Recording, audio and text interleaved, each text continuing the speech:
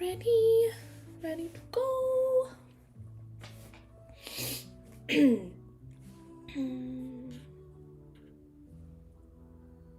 Oh my god, I do need to have, hold up, I gotta find that one song, because I know that I'm switching back and forth.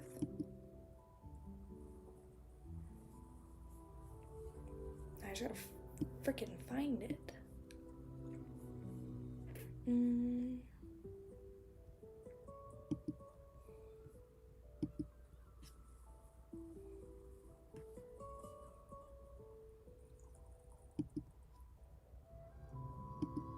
There, I got it. Hello. Like, kind of, I haven't ate anything all day. I had, like, probably about 30 minutes ago, half a bowl of rice. And that's all I've been able to stomach since yesterday. So, we're gonna see.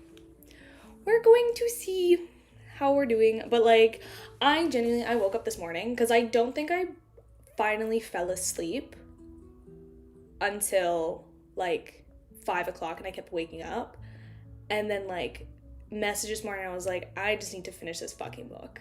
So, we're here. And then I've been, like, taking little sips of water and, like, rice. I don't know if I got food poisoning or what it was, but I literally could not hold, like, even water down. It was awful. I actually was like, I'm dying. Like, this is the end. I'm dying. I am a TikToker, and I do need to get back at that. Haven't done one in a minute. Maybe I'll do one tomorrow. I was gonna do stuff today, but then I was, like, so unwell that I was like, I need to, like, make sure that I'm okay. So, that was that. Other than that, how's everybody else doing? Love it.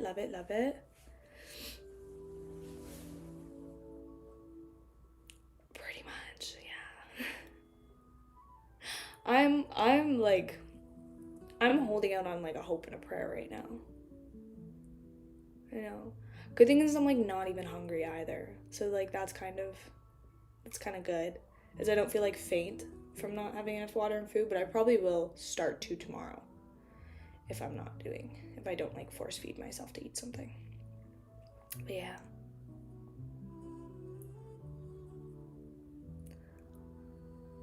A 1,000 words? I mean, that's actually not that bad. What's it on? You know? Like, 1,000 words is, like, what, 4 pages?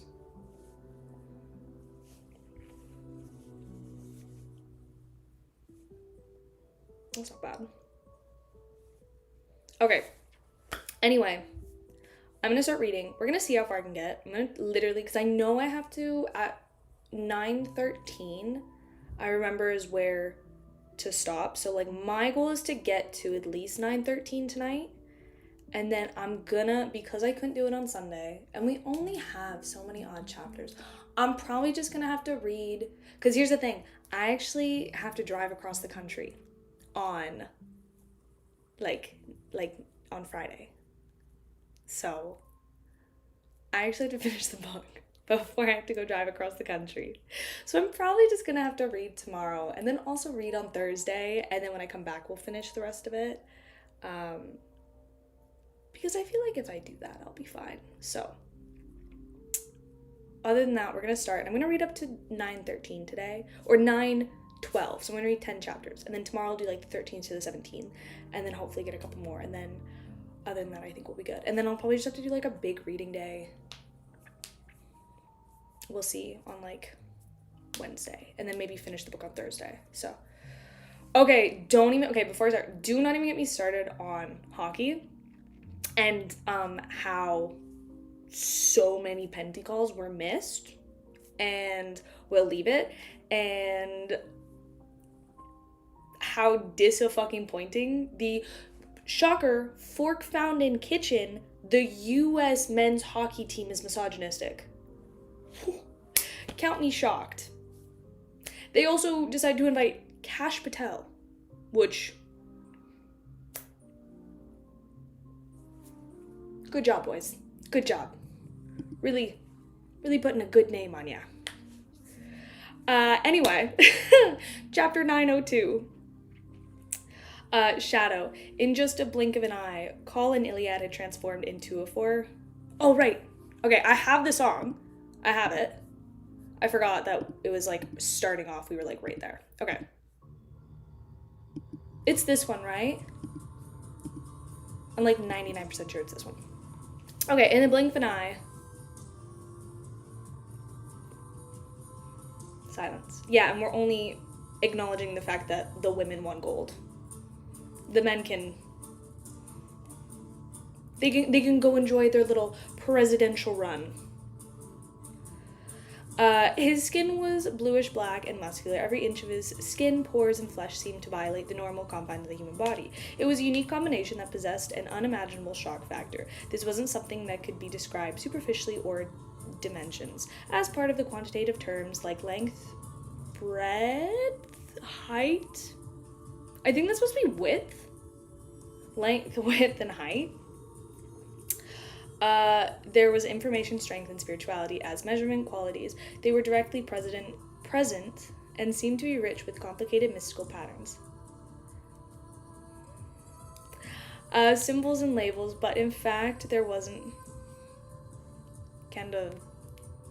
Hockey's still Canada's game.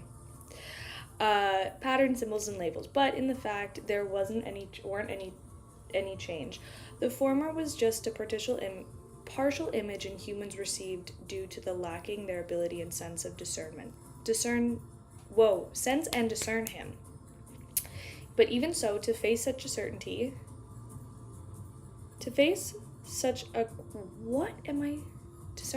But even so, to face such a creature directly, humans without any godhood would still be corrupted by this spirituality, having their minds thrashed. A common outcome would either be death on the spot or going completely mad.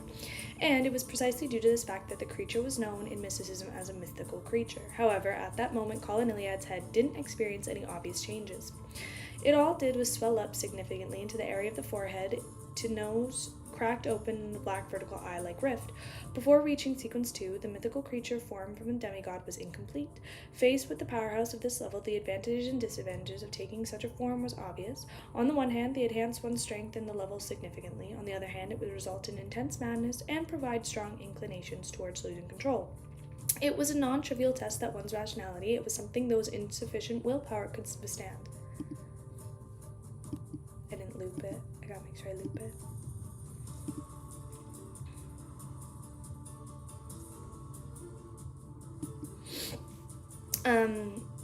It was a non-trivial test of one's rationality. It was something those with insufficient willpower couldn't withstand.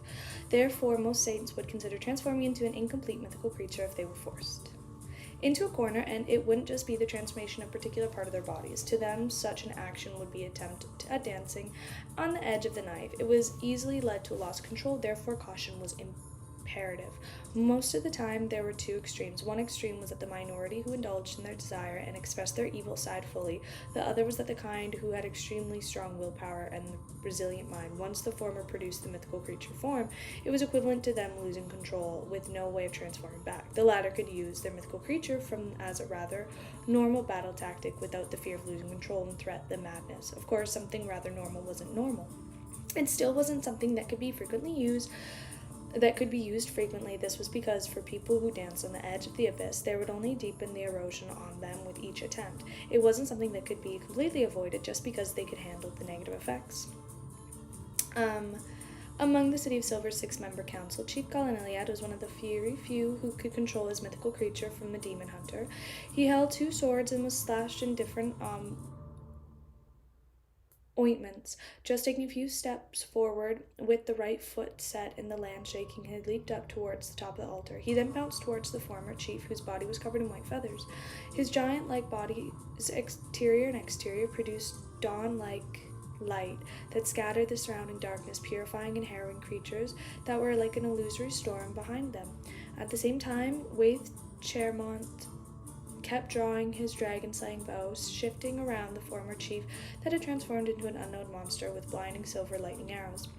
Lovia had already closed her eyes. The 5-meter-tall, silver-armored knight behind her back phased away. Dragging the illusory great sword, it changed straight at the altar, producing cracks that overflowed with silver light. In addition to that, at the shepherd elder's feet, the shadow that curled into a bundle suddenly began squirming as though they could come to life. It quickly left Lovia, and amidst the environmental, internal, and darkness of the dawn, it followed the eeriness and quickly headed for the iron-black coffin. Above the altar, however, the target didn't seem to be a mutated former chief, but the thin, illusory black tubes that were stabbed into the bodies while extending into infinity.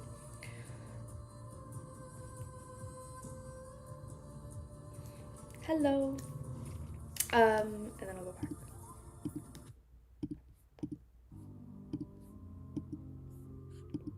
Moments after Klein returned to the real world, he heard the loud sound of the waves crashing. He heard the prostitutes on the street screaming in horror without any signs of calming down. Why? Slightly surprised, he walked to the window and thought of a gap of 2 measly built buildings, saw lead-colored clouds stacked together with waves swarmed in the area beyond Poto Harbor.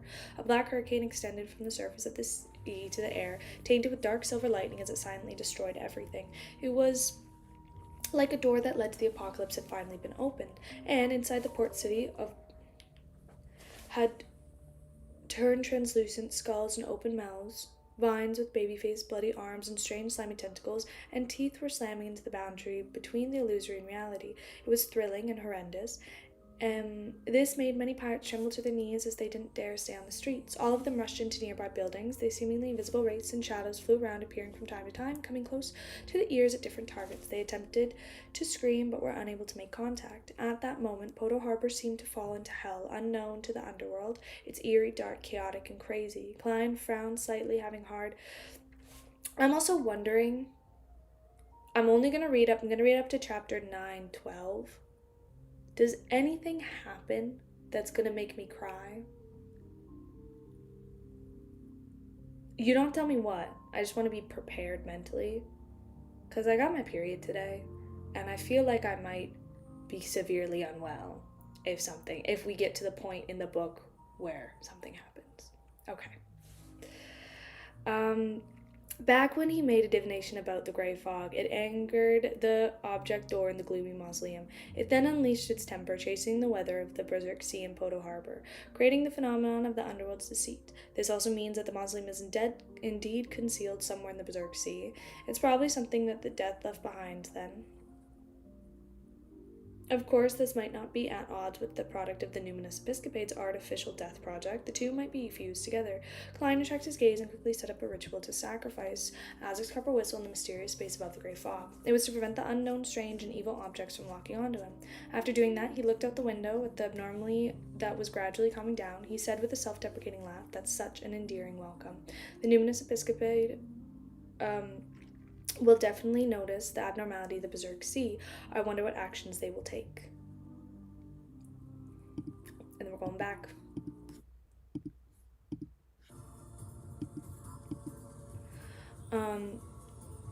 Above the illusory pitch-black river, the waves slowly calmed down. The arms, vines, and tentacles that attempted to grab something were either vaporized or had no choice but to retract themselves. Around the altar, the land was already covered in cracks. There was white feathers stained with yellow oil everywhere.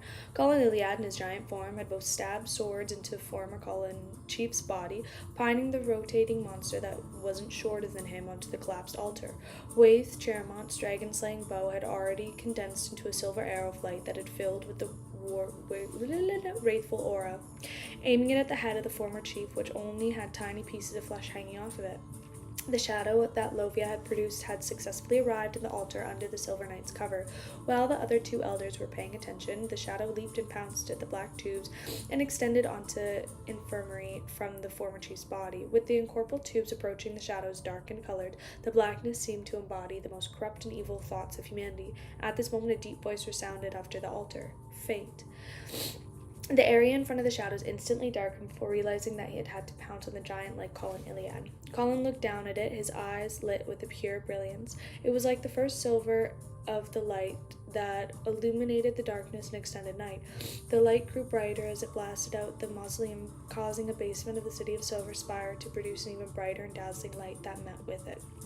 When the two met in midair, they fell back down, landing upon Colin Iliad's massive body. The pitch-black shadow evaporated with a sizzle and disoriented in squirming weakness until they completely vanished. Demon Hunter Colin turned back with a glance at Lovia and out the world.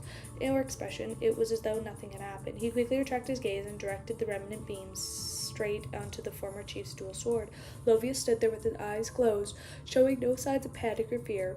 Instead, she slowly sighed.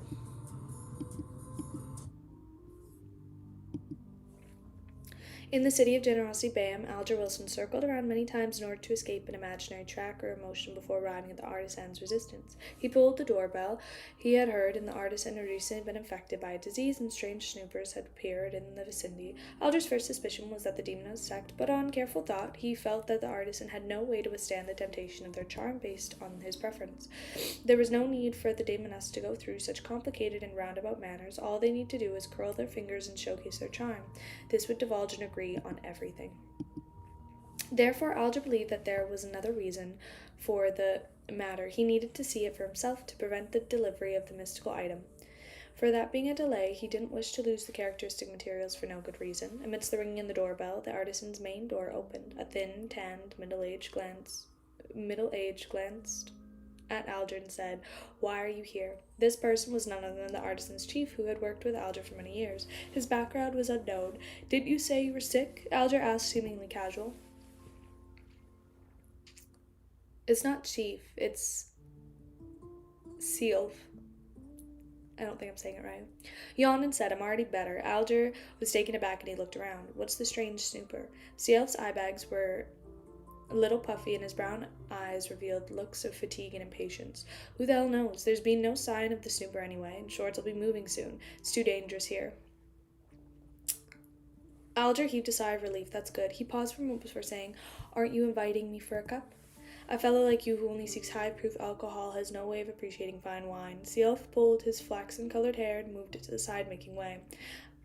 Alger walked in staidly, and with just one glance, he had taken the entire area into his eyes. Oh.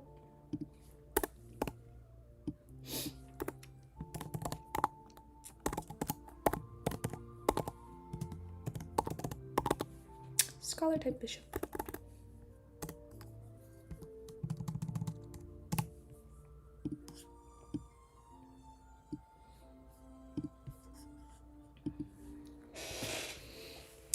Seal's residence wasn't messy and dirty like most bachelors. Things were placed neatly and there wasn't any dust on any surfaces. After all, as an artisan, he didn't lack money. Many of his actions simply had the necessity of the secrets were kept. So it was convenient for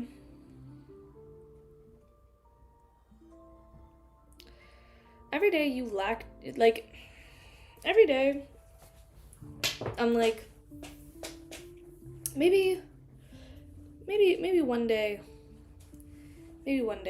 Bullseye won't surprise me. And every day you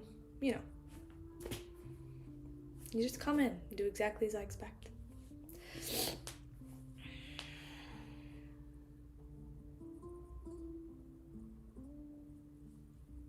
I saw my last name and then a question mark. After all, as an artisan, he didn't lack money. Many of his actions simply had the necessities that secrets were kept. So, if it wasn't convenient for him to hire a large number... This is true.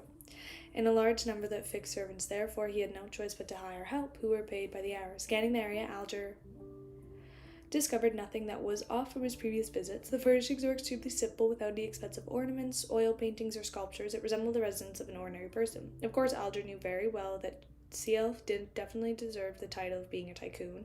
He just didn't care about putting on a so-called decent image. He was willing to spend hundreds of pounds for a bottle of limited edition wine, or gift a mistress a house, but he would never waste a single pence on an expensive carpet, porcelain, gold inlaid cutlery, or paintings from famous artists.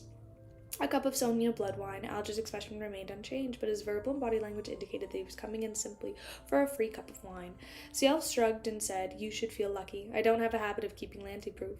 He walked to the tiny bar on the counter in the living room and took out a bottle of exquisite Sonia blood wine. He then overturned 2 cups. Finding the sofa to sit down, Alger took the opportunity to raise his hand and massage his neck through the relieved any discomfort from his neck. Using the cover of his action, he naturally took a glance at his surroundings and quickly maintained an observation of all the spots where he had been able to see previously. As Ciel couldn't be bothered by decorating his residence much, Alger quickly completed his attempt to gaze on the fix onto the wine window of the cupboard and distance away for a second. Though this glass, he saw some dried grass and flowers. There were red-rimmed flowers, blood moon flowers, and monkey-faced 3 leaves. Their common characteristic was that they were common in southern continent, but they were practically not seen in the northern continent. Alger reflected his gaze, and he silently watched the elf carry a bottle of wine and wine glasses over. Reaching out to take the wine glass, he began idly chanting about the recent developments in the sea until the small, half-filled bottle of Sonia blood wine was finished. Upon seeing this, Alger smiled and bid farewell before leaving. 5 minutes after he left, the elf, who had silently sat down to indulge in a tipsy experience, suddenly stood up, walked to the staircase, and opened the wooden door that led to the cellar. Did he suspect anything? No. Regardless, this place is no longer suitable for you to live in. You need to move away as soon as possible. I still have certain commissions that I haven't completed. You don't have to. It's not like you will contact them again. You will receive a new life. All right?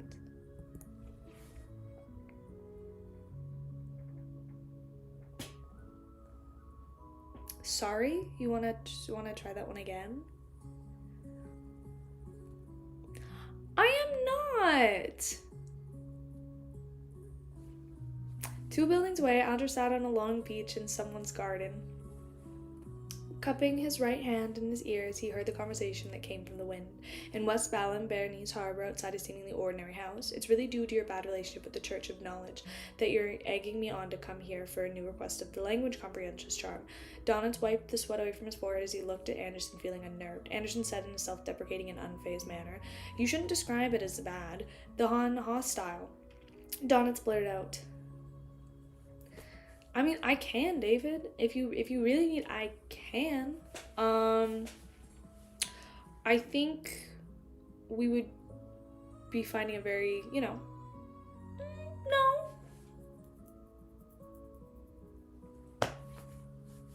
We can do it. We'll be good. Anderson shot him a glance and said, "You know what? I don't think I would have a duff in my friend group, so that probably makes me actually the duff of my friend group. Because I couldn't think of anybody else who would be. So I guess it is me."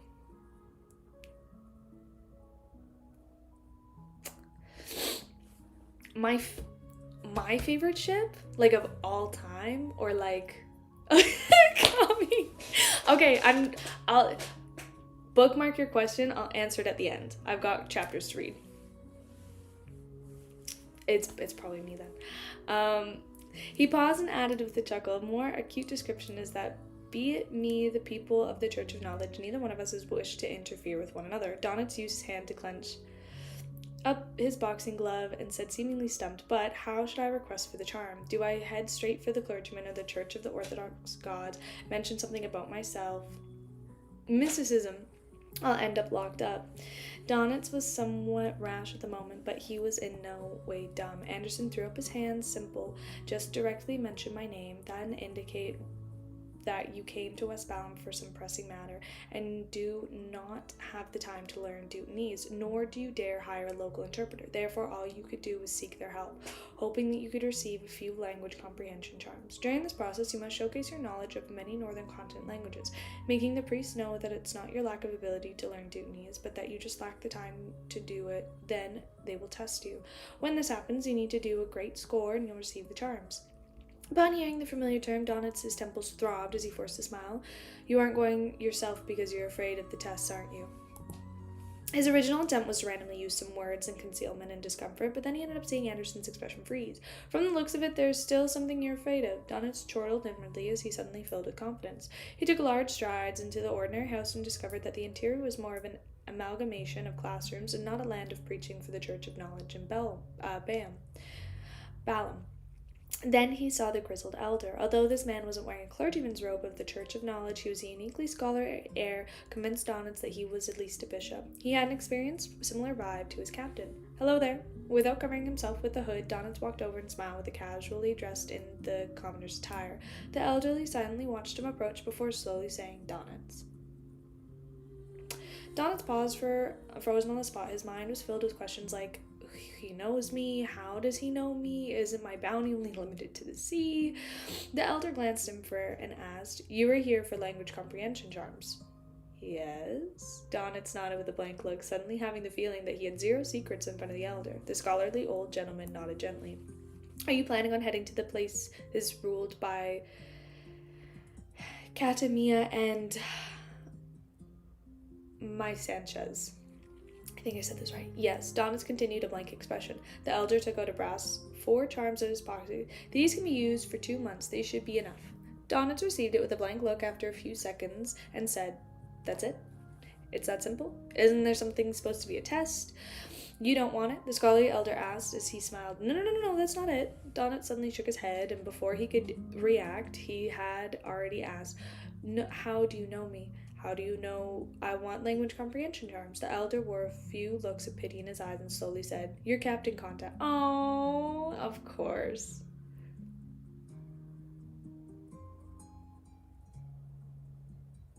Disgusting.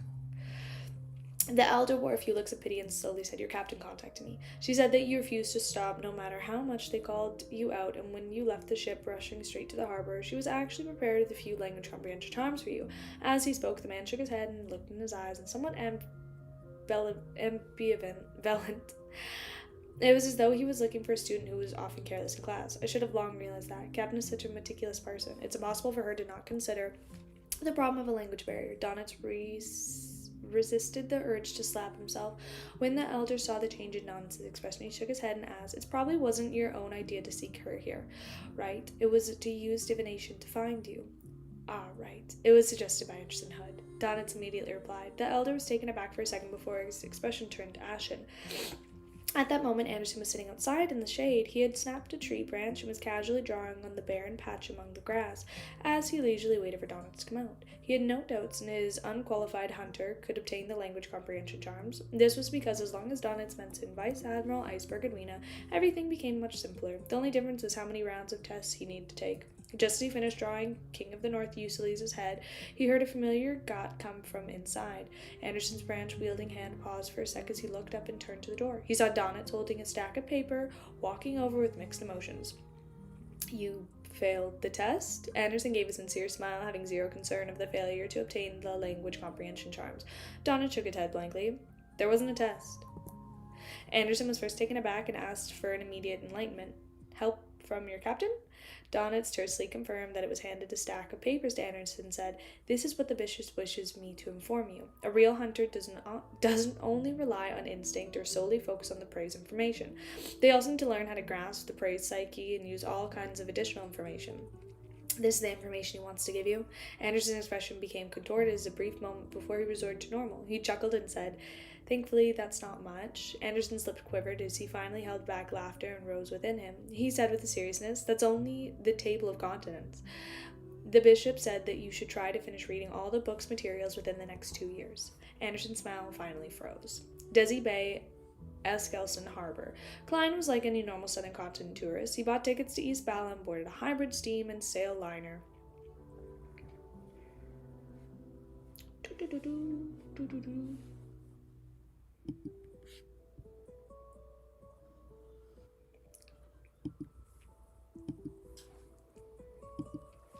Boarded a hybrid steam liner and mini cannons. With a hum, the ship left the harbor and quickly entered the Berserk Sea. Midway, Klein discovered the Lowen Kingdom's Desi fleet patrolling the sea route, and though they were guarded against something, from the looks of it abnormally, the Berserk Sea had garnered the attention of the Lowen military. This way, the new escapade likely had no way investigating these waters without problems. Of course, the fleet is unable to monitor the entire stretch of the sea route. Klein stood in his cabin and he looked in the scenery outside without any enlightenment or poignancy.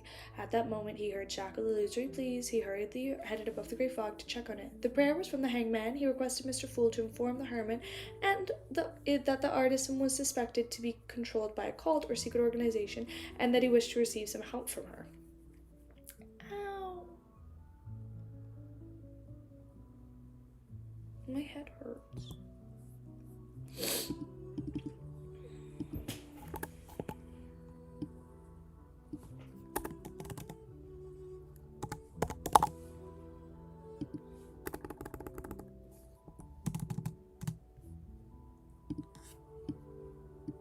I see my name.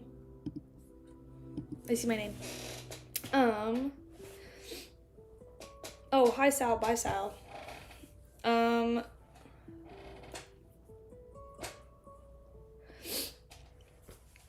It was just like the scalp was like hurting. But I think I'm also like starting to get a bit of a headache from not eating or drinking, but I'm just like not hungry. Okay. Said what my most favorite character is up until now. I actually don't know who my favorite character is. I have so many. Because here's the thing, I have characters that like I love, characters that like I just want to like protect. Like I have so many different favorite characters, but like they're different for different reasons. I feel like I'm gonna have to like really think about it to like think of my actual favorite character. Roselle is still one of my favorite characters. I still love him so much. I think because I loved him so much in the beginning that like he's still there. But I also really love like a lot of other characters because like I like them for different reasons.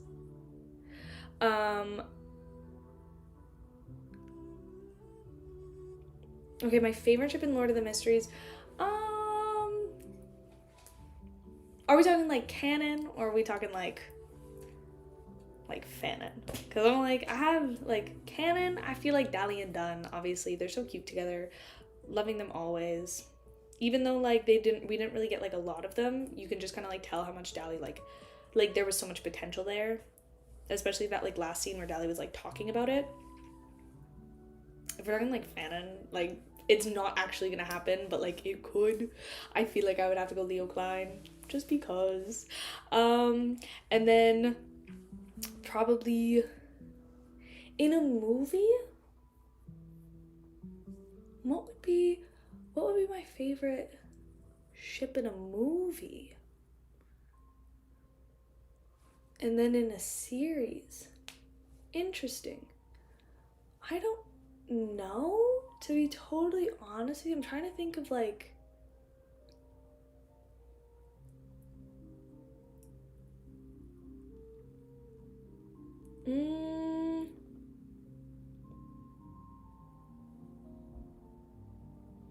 I think, oh my god, you know what couple? I remember watching the Lord of the Rings movies when I was young when they came out, and I'm pretty sure I watched them.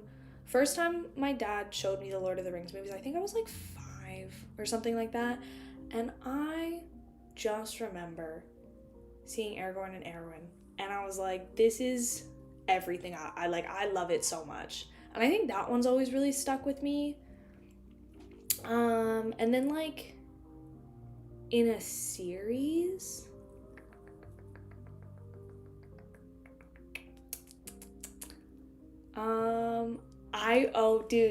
this was so funny. I remember when I was watching Avatar The Last Airbender when I was young, and being like, I know, give me 1 minute and then I'm gonna continue reading. I remember watching Avatar The Last Airbender when I was younger and just being like, Ty Lee and Azula, there was so much fucking potential there, and I was like, please, like, absolutely please. So those would probably be like ones that come to mind that I would say. Anyway, chapter 904. The artisan is suspected. Yeah. I just remember loving it as a kid because I also had the fattest fucking crush on Azula when I was younger, and I was like, oh my god. And then I just remember being like, this would be like a cute little pairing because I just saw the potential, you know? The artisan is suspected to be under the control of the cult or secret organization, yet he was trying to get the hermits help just to get the world. Who knows which waters the future in the moment and how long it would take to reach there. What's more, the world... Maybe... Anyway, like, who wouldn't, though?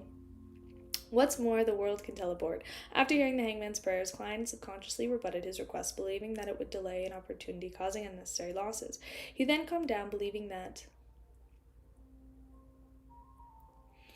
with Mr. Hangman's attention, the detail to the experience, it was impossible for him to commit such a simple error, since he believed that he definitely had his reasons for requesting the hermit instead of the world. This also means that the hangman has determined that the matter hasn't reached critical.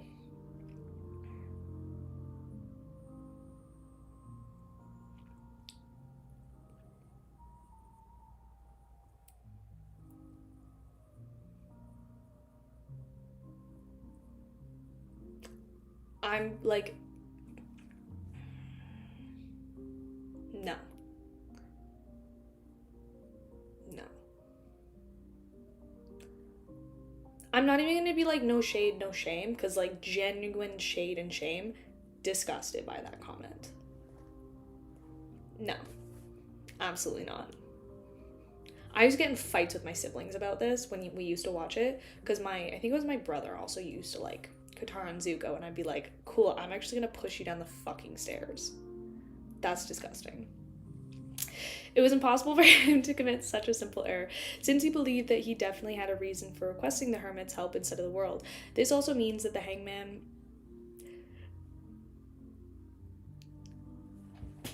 Pause. Aang and Azula, I thought, you know, I feel like that would be an interesting pairing, but no.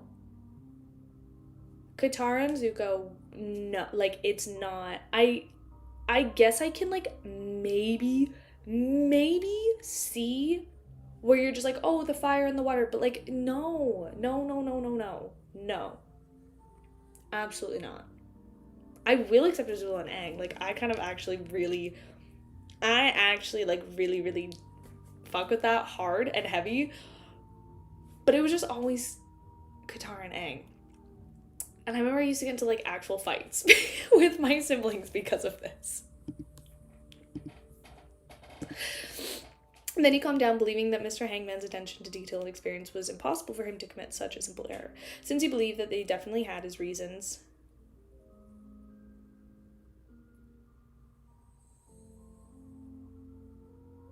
Okay, now we're just... I'm sorry. She was not. Katara was not the worst character, but she was one of the best characters. She was such a well-written character. I think we can all agree that Toph was the best character, but Katara was also such a well-written character. And if you don't understand that, I'm sorry, but we're just not gonna be doing that here. This is not a safe space for you, just for so you're aware. Like, at all.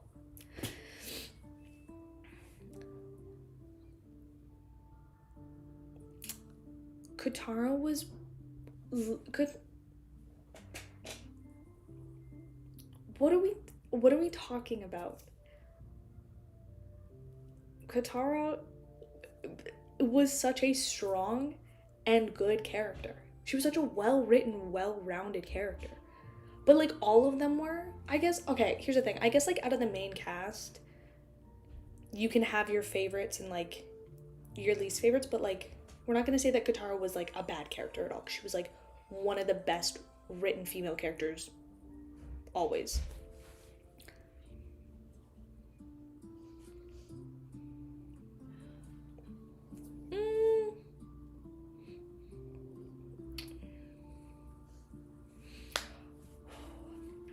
He then come down believing that this also means that Mr. Hangman has determined that the matter hasn't reached critical state.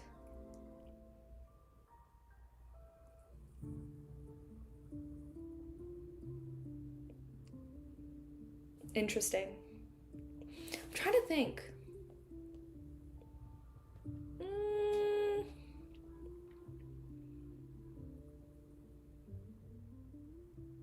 Bro, if we're bringing Appa in, Appa is above everybody. Like, it's like Appa's on top. That's what it is. Appa's on top.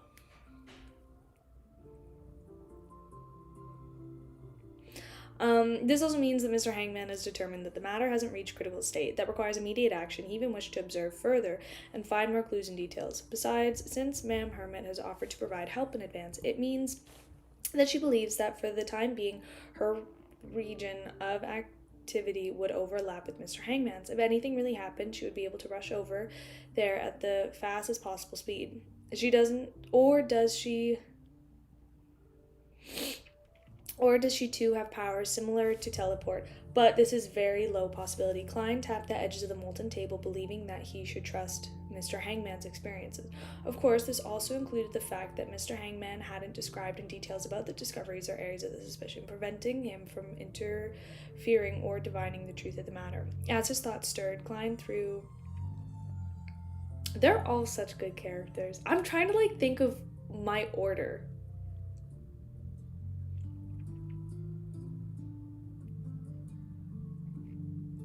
In detail about the discoveries or areas of suspicion, preventing him from interfering or dividing in the truth of the matter. As his thoughts stirred, Klein threw the Hangman's prayer scene into the crimson star representing the Hermit. As he was waiting for Admiral Star's to reply, he suddenly saw the star representing the sun suddenly contract and expand as he produced shacked layers of prayers. The City of Silver's exploration of the former chief's mausoleum had set preliminary results. Klein made a guess as he emancipated his spirituality over.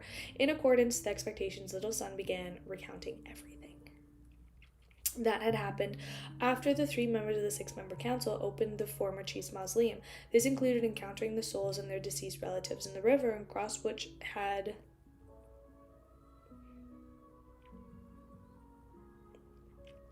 countless strange creatures, and now face the incomplete mythical creature form of the... Oh! I'm supposed to change back to the other music. That's my bad. Sorry, was not paying attention.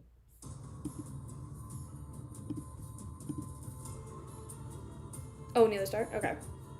Going back. Okay. Included Shepherd Livery's separation and Shadow in an attempt to pounce into the laser tubes that extended out the former chief's body. However, she had stopped when Colin Iliad used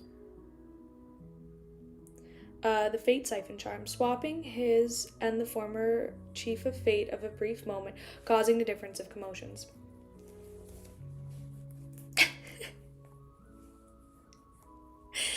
Thin, illusory black tubes, white feathers stained with pale yellow oil. This sounds familiar. Yes, wasn't this the main characteristic of the scene that I saw when I divined the abnormally with Azek's Cobras?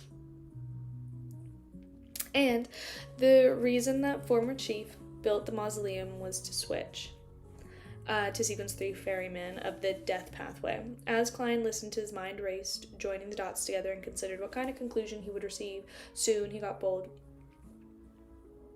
Am I at the City of Silver?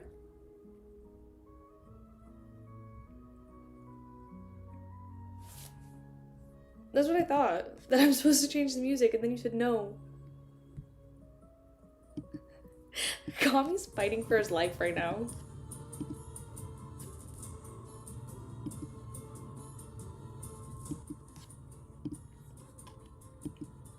Although the conclusion sounded inexplicable and unencompassing, the City of Silver was saturated in complete isolation, forsaken land of gods. It was a place that could only be entered through certain means via the Giant King's court and ruins of the Battle of the Gods. Even the 7 deities couldn't find a way the power. I'm just gonna do it to infiltrate it. However, the numerous similarities made Klein, who was sensitive, couldn't. No, we're at Klein's thing. Kami, you keep confusing me. Whatever, I'm leaving it. Objecting to immolate the other possibilities to seriously consider that the two seemingly unconnected matters might possibly point towards from the scene that he received divination. And the experiences of having a white feathered grow from your pores the back of the hands was he summoned the failed product of the artificial death, as well as the encounter of the 3 City of Silver elders. He began suspecting that the numinous episcopate's attempt might have achieved success to a certain degree.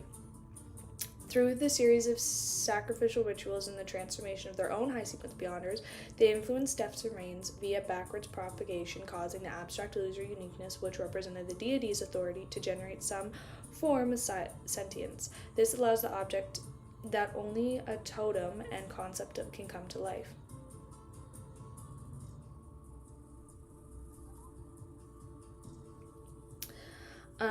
Hence, the unintelligent object that could be considered artificial death has begun assimilating with the entirety ritual, eagerly exerting the influence of the lower sequence beyonders of the same pathway. After reaching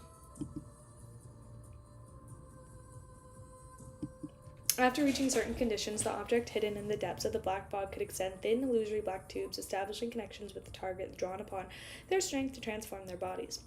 And this method might involve the underworld or some special thing about death's domain.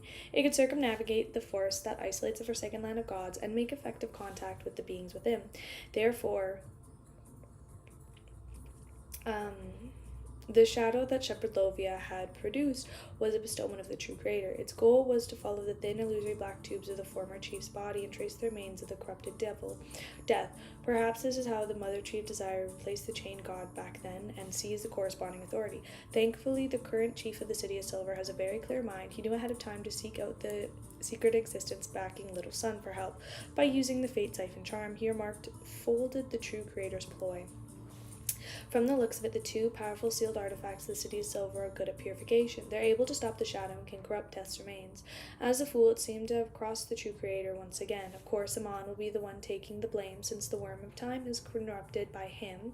Although Little Sun's description and relying on his own interference, Klein roughly figured out the hidden conflicts that happened during the City of Silver's exploratory operation. Meanwhile, he also gained the first look at Shepherd Aldia's mental condition. To Lovia, thin, illusory black tubes that led the outside world was undoubtedly the key of the City of Silver's escape in the forsaken land of gods. Therefore, she was very certain that her actions this time, without showing any signs of regret, she would only believe that the city was the one who shattered their hope. It's not too terrifying to have someone do evil deeds. What's the most terrifying is when people who have murderish mentality do evil. They believe that they are right. Klein couldn't help but sigh inwardly. As for why Little Sun knew what happened inside the mausoleum so clearly, it was obvious that Chief Colin Iliad had informed him during the casual chant. At this point, Derek had already renounced how the 3 elders had revived a special sealed artifact. It was beyond a characteristic left behind by the former chief that had fused with their bones. The former chief was from a giant pathway beginning from Sequence 9 Warrior to Sequence 4 Demon Hunter. The Ferryman potion he consumed corresponding to the Death Pathway Sequence 3, the 2 beyond characteristics mixed together, must be weirder than more varied than the single pathway. Together they have added effects of artificial death. The final sealed artifact must be very powerful, of course. The negative effects will probably be equally powerful. Yes, back when the Black Illusory River was described, the various weird creatures likely corresponded to the underworld. This is similar to the scene I saw in the Berserk Sea. It's also similar to the effect of Miss Sharon's mystical item created. As Klein thought about it, he listened to Little Sun wrap up the topic of exploration before mentioning the monster known as the Shapeshifter.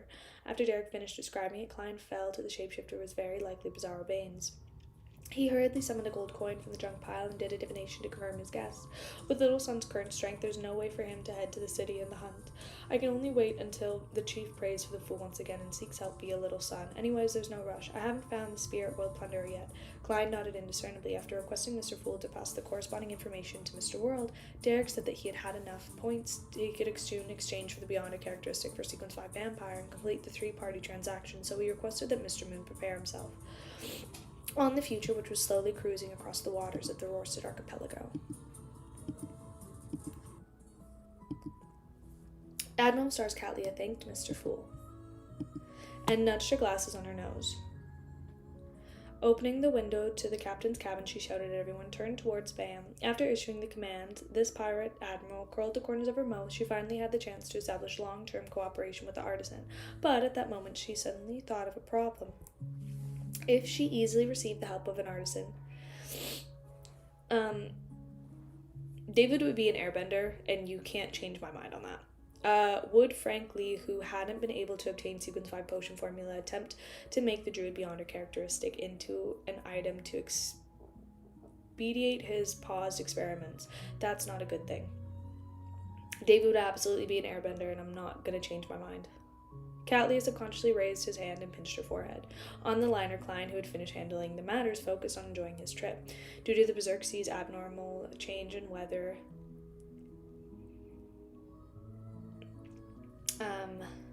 the liner he was on board had chosen to take further and more roundabout sea routes, and much safer furthermore. It was at dock at the harbor named Halma for the night. Klein didn't align there remained the window side table at the upper levels restaurant to have his dinner. While waiting for his food, he casually looked out of the window and took the local night skyline.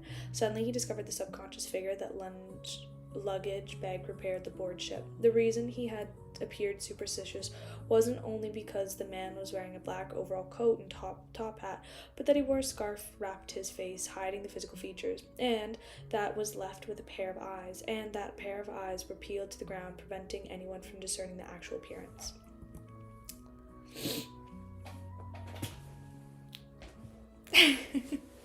I don't know, David just gives air nomad, you know? I would also be an airbender though, so like that's totally fine. I don't know. I feel like I wouldn't be earth. I don't think I would be a firebender, maybe a waterbender, but probably an air nomad, you know?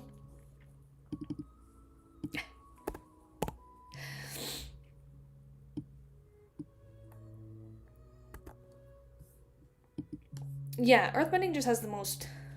there's so much you can do with earthbending, but... I feel like unknown would also be...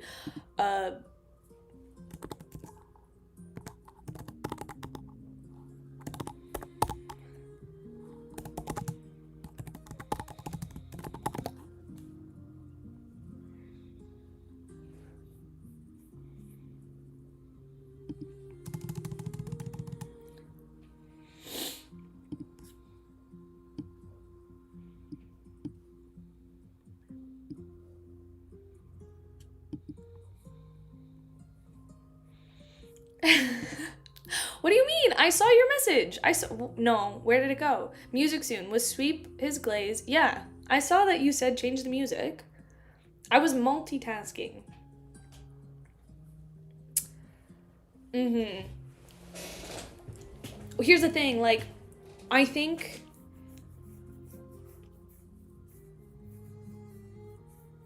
waterbending might be the most... Earthbending's good, but it's so rigid and it's so structured where, like, I don't think I would have... Like, I'm just too free-spirited for earthbending because it does have so many rules and you do have to be so structured with it. And then, like, airbending's more defensive, whereas the others are more, like, offensive. And I feel like... Yeah, I feel like that would be it.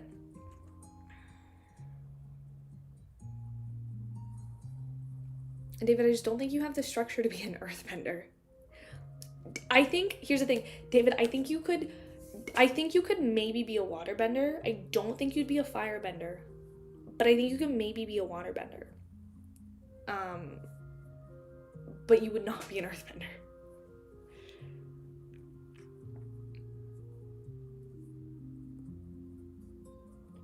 Waterbending's so versatile because everything has water. Like, that's the thing, is like, it's not like you can find water in the air.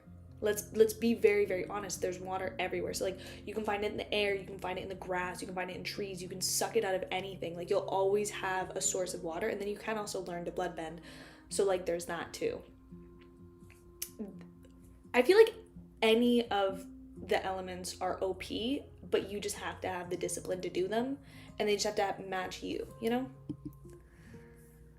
Oh yeah, air is also great, but air isn't offensive air is defensive. Like, it's about evading in a fight. So, I don't know. If you're looking for more of like a direct attack, probably would go for like water. I don't know if you guys can tell, but this is like one of my favorite shows. I genuinely rewatch this show at least once a year. Psychological blind spot. Based on the experience from watching many detective animations, Klein believed that someone who wrote a scarf to conceal the face of the hidden psychological characteristics with an overcoat was likely problematic. I'm gonna look when you said, with the sweep of his gaze, he quickly locked onto the liner which Klein was on. With the overcoat was likely problematic. He probably hid the unspeakable secret.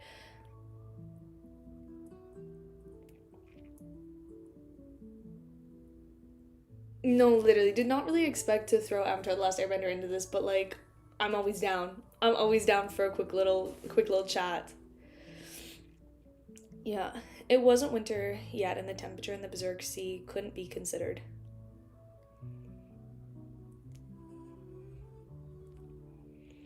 You can stop anybody from breathing, but it does take a really long time to suck all the air out of somebody. But I guess it really just does depend on like how well you train and if you've mastered all of the air techniques to get your arrows and stuff, like how quickly you advance. Because how many is there? There's 21, I think. However, this has nothing to do with me. Even if I locked room murder mystery happens, the one having a headache would be the captain. I should head above the gray fog later to do a divination and see if the trip will be smooth. Klein didn't mind the matter, but he still thought about the consistently. He retracted his gaze and looked out Desi roasted fish and was being severed by the waiter. After having dinner, he returned to the cabin and completed a divination above the gray fog. He obtained the conclusion that there wouldn't be any drastic changes to the environment that was in and that everything would happen smoothly. This allowed Klein to fall asleep peacefully without relying on the cognition that he slept until daybreak. With the whistle from the steam engine, the liner began moving and departed Howman Harbor. The harbor could be seen vaguely as Klein saw the figure there. The figure wore a white shirt and dark blue coat. He had a rather high nose, deep recessed eyes, light blue eyes, and curly brown hair. His face was rather cut. His chin was slightly raised. He gave off a super callous look.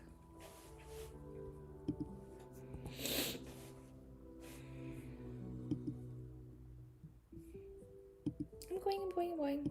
Don't worry, Cammy.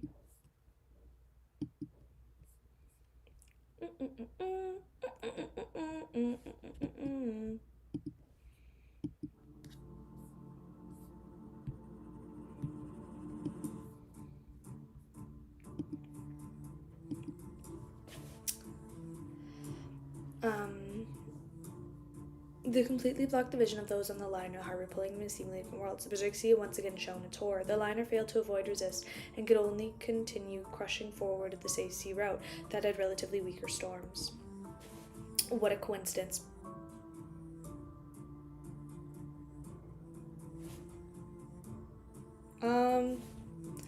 Questions.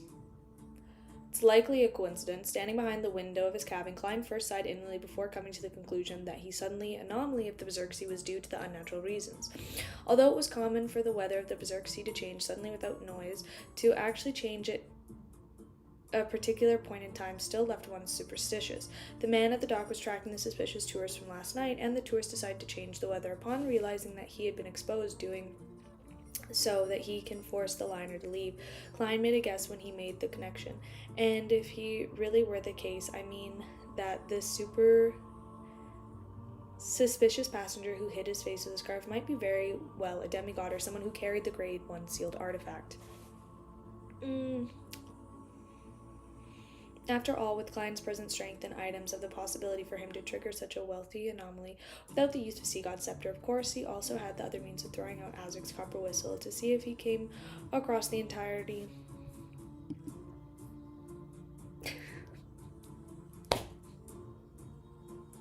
Call me, why do you...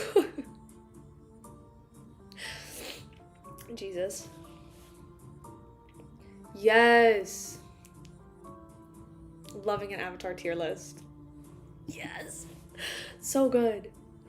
Of course, he also had the means, like throwing out Azek's copper whistle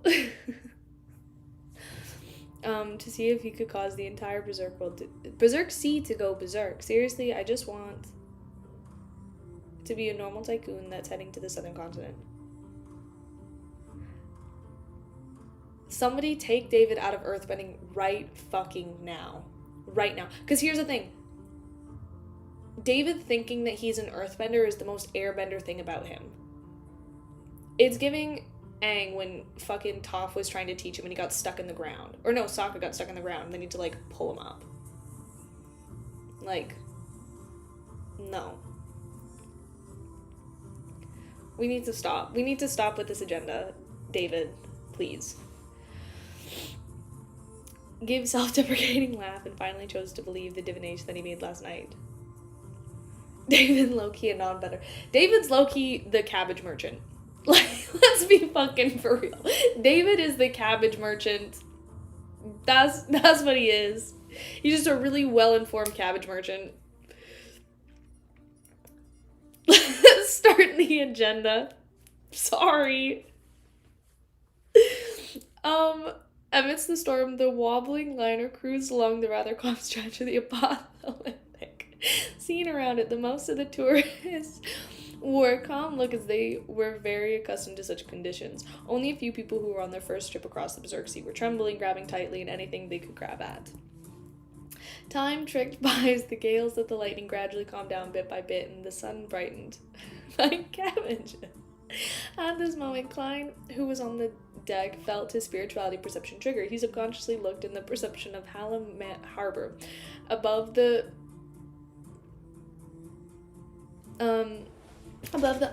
undulating dark blue waves, beneath white scattered clouds, there was a white radiant flame flying over at high speeds from the altar. The flame increased and the size became increasingly clearer until he revealed his complete form. It was a gigantic flaming spear.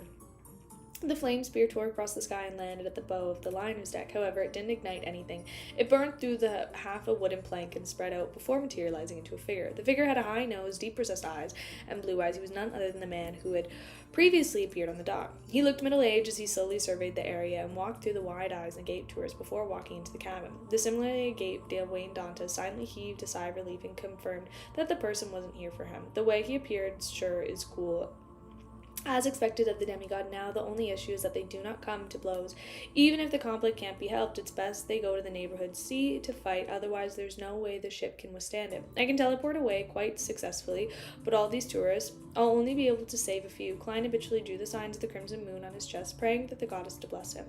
As it was such a thought, he saw the figure fly out of the cabin, slamming heavily onto the deck. It was none other than the suspicious tourist who had covered his face with a scarf. This man had already revealed half his face. The tip of his nose was red, and he had thick beard around his mouth and the saliva staining them. His nearly triangular eyes were filled with horror. He held his hand to the deck and kept crawling backwards. Who got you to carry that item and put such a disguise? At the cabin's entrance, the middle-aged man with a high nose and blue eyes slowly walked out. He spoke in Intis with a heavy voice. The suspicious tourist shook his head frantically. No, I don't know. I was only wearing the same. He gave me £100 to take this ship to the southern continent before returning by myself. The middle-aged man silently watched the penetrating glare that seemed to tear through his soul. This made the tourist break out of a sweat and his body convulse. He once again stammered his explanation, but there weren't any changes to it. The man retracted his gaze before his body burst into white radiant flames. Following that, he transformed into a gigantic flaming spear that shot towards the region where Halmam Harbor was.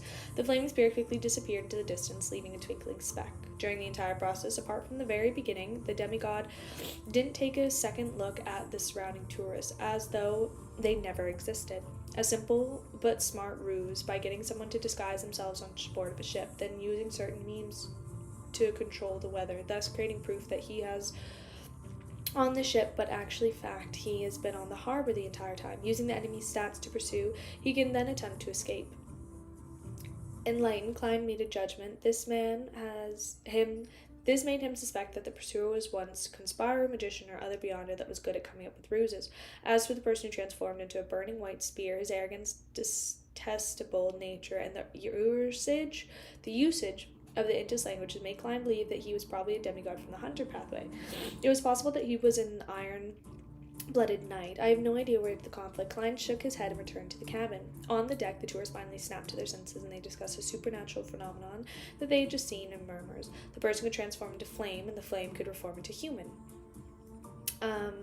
Amidst the noisy commotion, the liner continued cruising forward on the sea safe route. It didn't encounter any accidents midway and it arrived to another harbor at midnight. Like usual, Klein did alright. Afraid that he would encounter something, he took out a gold pocket watch and opened it, determining that time in the head the restaurant. Another half an hour, Klein silently muttered to himself as he looked out the window. Immune, thank you. At that moment, many tourists who were bound for this harbor were heading to the dock along the gangway with their luggage in hand. As he swept his gaze, Klein's gaze suddenly stopped on the figure. The figure wore a black bonnet. He had dark golden sideburns, and his lips were tightly pursed, and his facial features were clean and distinct, like an ancient classic sculpture without any wrinkles. He wasn't carrying any luggage, and soon he stepped onto the dock with the crowd, disappearing into the corner of the road. Klein just watched motionless, as he thought his body wasn't his. He felt every drop of his blood turn cold, and the name appeared in his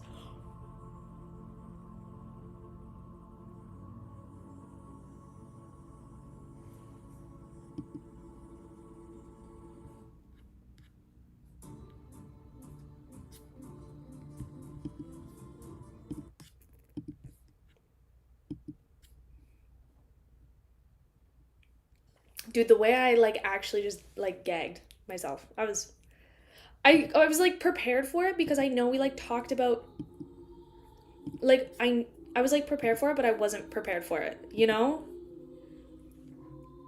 Oh my god. Okay. Appeared in his mind. In Zangwell. The street lamps on the harbor had already lit up. The liner's many windows also lit the corner concert with them. Dwayne Dantes oh my god, was waiting inside the first class cabin in the darkness and silence. Klein had already sat down without showing any emotions. All kind of thoughts couldn't help but flash across his mind. This is the first time I'm discovering signs of Insangwell after the great smog of Backland.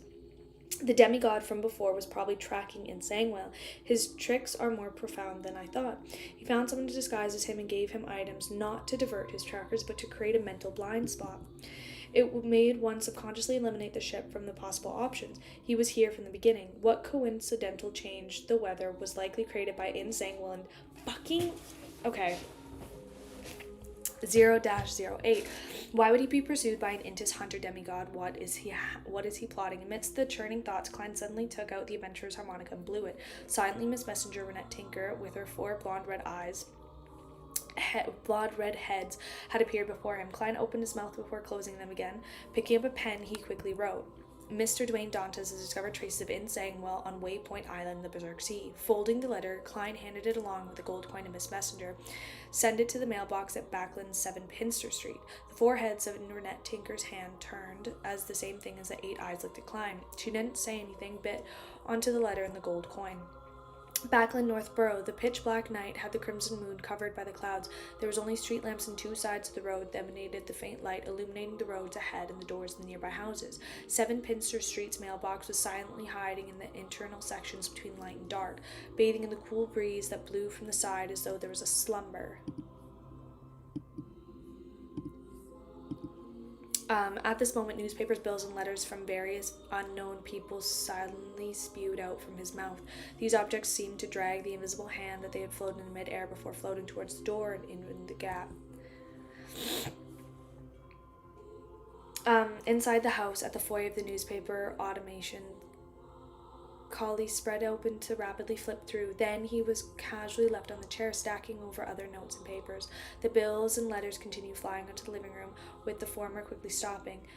With a few shakes and floated to the surface in the copy table, the line with the ladder that they enveloped removed, and the letter without envelopes quickly unfolded themselves, showcasing themselves in midair.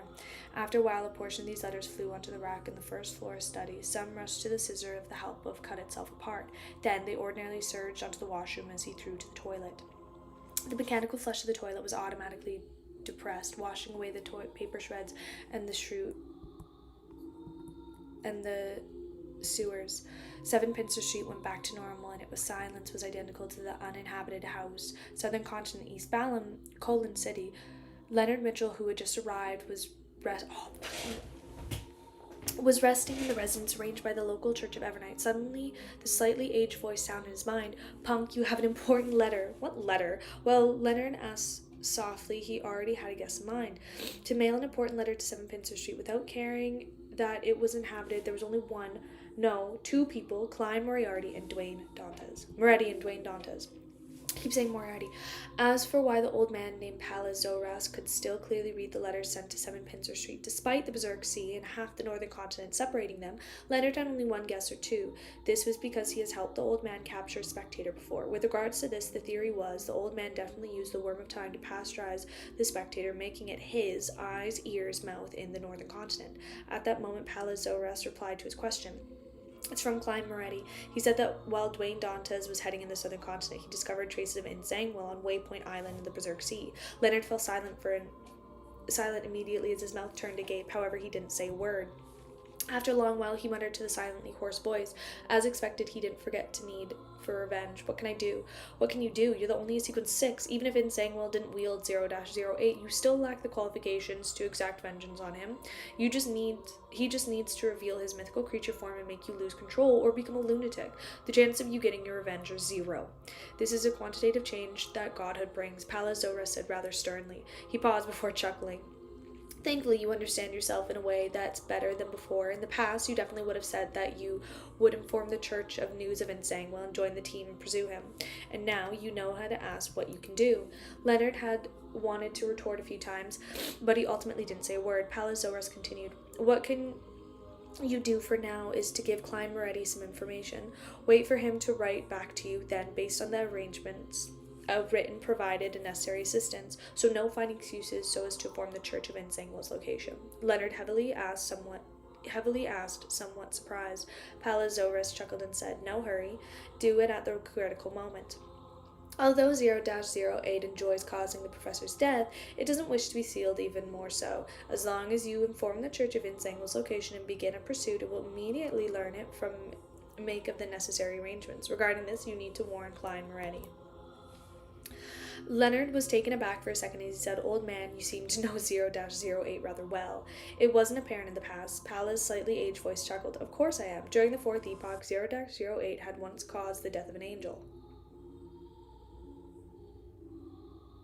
I can't tell you too much because once you know of it, it will also know you. The more you know about it, the more likely you'll become a character in its stories. Oh my god, I'm like...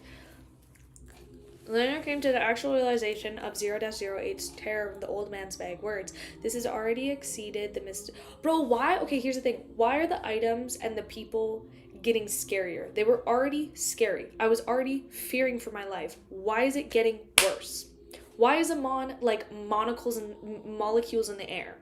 Monocles and molecules in the air. Why is the quill? Like, no. After some thought, Leonard asked habitually, then how should I hint to Klein Moretti without letting 0-08 know? Or even if he were to know, like, that's what I'm saying. It would be very superficial knowledge, making me a bystander in the story. Like, am I in the story? No, bro, is the whole story just 0-08 writing a story? Like, is this just a story? Is it real? Just as he said that, Leonard clasped his hands and gritted his teeth. Without waiting for the old man's reply, he continued, an indirect hint. I'll tell him I'll temporarily not inform the Church of Insangwell's location. I believe he should be able to understand that there's a problem based on the situation. He will understand that we need to be extremely cautious. And even if he fails to interpret that, his secret organization has members who understand the Fourth Epoch well enough to provide him with help. I promise you he doesn't. Nope. Promising not. Also, just waiting for the sentence. Once you know it, it will also know you. Without mentioning 0-08, Once you know it, it will also know you. Without mentioning 0-08 should be enough for Klein to guess what I'm pointing at. After Palazoras finished listening, he chuckled and said, humans will only grow under pressure. Okay. Leonard exhaled and sat up. He found the pen and paper and penned his thoughts. Following that, he sat up the ritual right on his heels of someone Cameron Sparrow's messenger. Berserk Sea, Waypoint Island, on the liner docked in the harbor. Many tourists weren't aligning. They were huddled in lower deck cabins waiting to arrive on the southern continent. Began a life filled of hope. Nope, sorry. I know you're like wanting like a life filled of hope, but I'm here to tell you, you're probably gonna die. Sucks to suck, you know. Should have never wanted better for yourself, because now Nsangwell is probably going to kill you. They had gone through the great deal in effort to save up the fare for the ship ride that spanned a few short days. They went from Lowen and were those who had been forced to take such risks. Damn. Klein, who was acting as a tycoon Dwayne Dantes, wasn't like them. He lived a spacious, clean, first-class cabin and could even describe as luxurious. Under some candlelight, he opened the letter that had just been delivered by Renette Tinker. Will not be informing the Church of Nsangwell's location for the time being to Leonard, although the source of the trip might be put him in certain danger. It's not impossible for him to do it. Didn't he join the Red Gloves to seek revenge? This means that he has a reason why he can't sound the alarm when Nsangwell is. Klein thought. He continued reading the rest of the letter. Once you know it, it will also know you. Suddenly Klein exclaimed, finding the description somewhat familiar. This is very similar to the Twilight Hermit Order. Any mention of it will be known. So 0-08 is a sealed artifact of the Spectator Pathway. Awesome. Leonard isn't informing the church of this matter because he is held back by this. He wishes to wait for a better opportunity. This is likely something the grandpa and his body told him. Klein nodded in his thoughts, feeling thankful that he hadn't asked Renette Tinker for help moments ago. That would have been equally dangerous for Miss Messenger. Besides, the most important of all, it made any preparations of it rather to plan a helper. My plan might very well be detected by 0-08 ahead of time. A series of coincidences would be created, producing a targeted arrangement. Klein's... Bro, what the fuck, dude?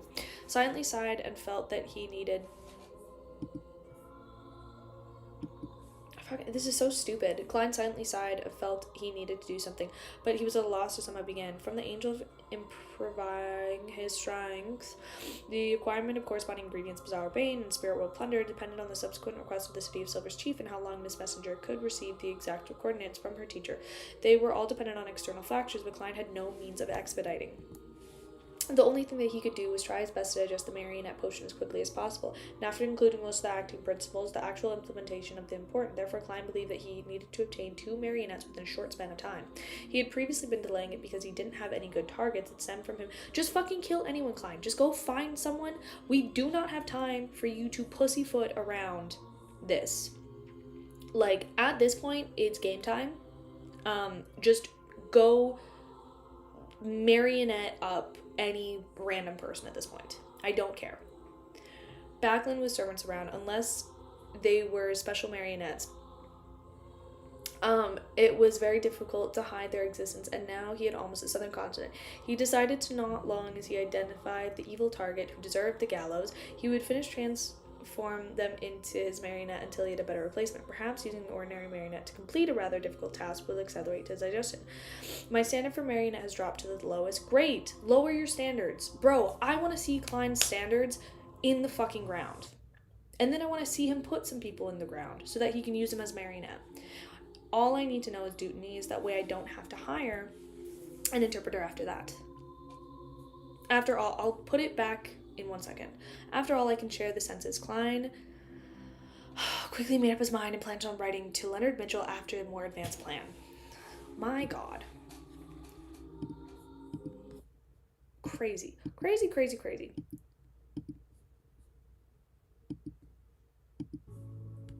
You know? Dude, fucking, hey, if I was Klein with my standards, guess what? I would already have 2 marionettes. I would already be living my best life, not really stressing about anything because, I don't know, I'll just take anybody at this point.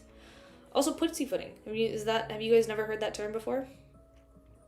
It's when someone's just being like sheepish around something. It's like, hey, let's not pussyfoot around the idea. Let's just get it done. East Balham. East Balham, Colon City. Klein carried his luggage and stepped onto the dock, a touching ground on the southern continent. He looked into the distance of the city. It was built on terraces. He silently said to himself, I have 2 marionettes when I leave this place. Exactly. Go It's not on the right chapter. I gotta change it. I do have to change it.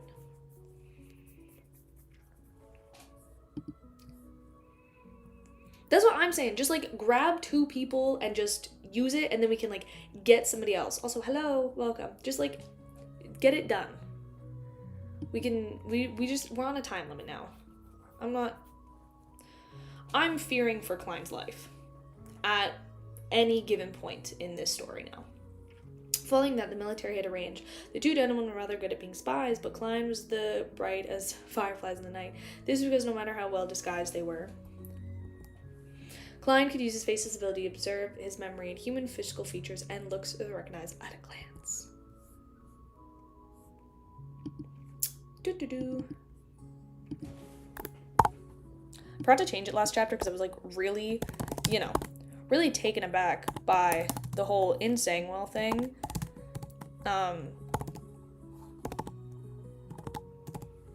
We had bigger fish to fry than me just changing the title. That's all it is. I'm gonna try and get to 9:10.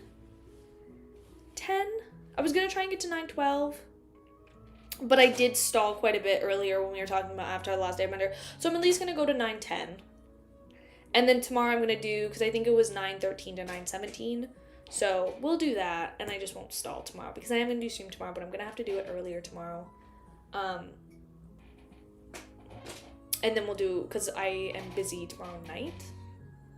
But as long as I finish by 8 o'clock, I'll be good. Which I'll still probably need 2 hours, because I'll still be doing like 7 to 10 chapters. So I'll have to do like 6 to 8. Okay. 14, 17, okay. I don't stream on Tuesdays, but I am driving across the country at the end of the week. So I do actually need to finish volume 4, or we're taking a week-long break. And I'm not able to finish. So I'm gonna have to. And that's fine. We're just gonna have to do it.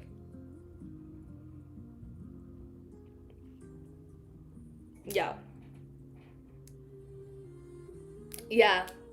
So we're actually on a time, I'm not even kidding, we're actually on a time crunch now. Because there's 948 chapters. That's what I'm saying. There's 948 chapters. I have to finish this by Thursday. 40 chapters by Thursday. Or I can't read until the 9th of March. Because I'm driving across Canada. And I'm busy because I'm helping my friend move. So I'm going to continue reading. Most of Colon City buildos were built on paths that spiraled upwards.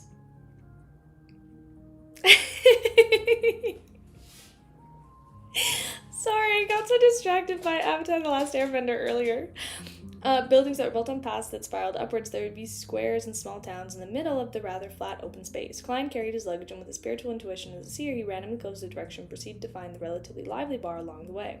There weren't many carriages in the streets, and the rental types of the rather stare. Most popular means of transportation eastbound was the coffin. This stemmed from the tradition of worshipping death. People viewed the coffins as items that brought the serenity and peace.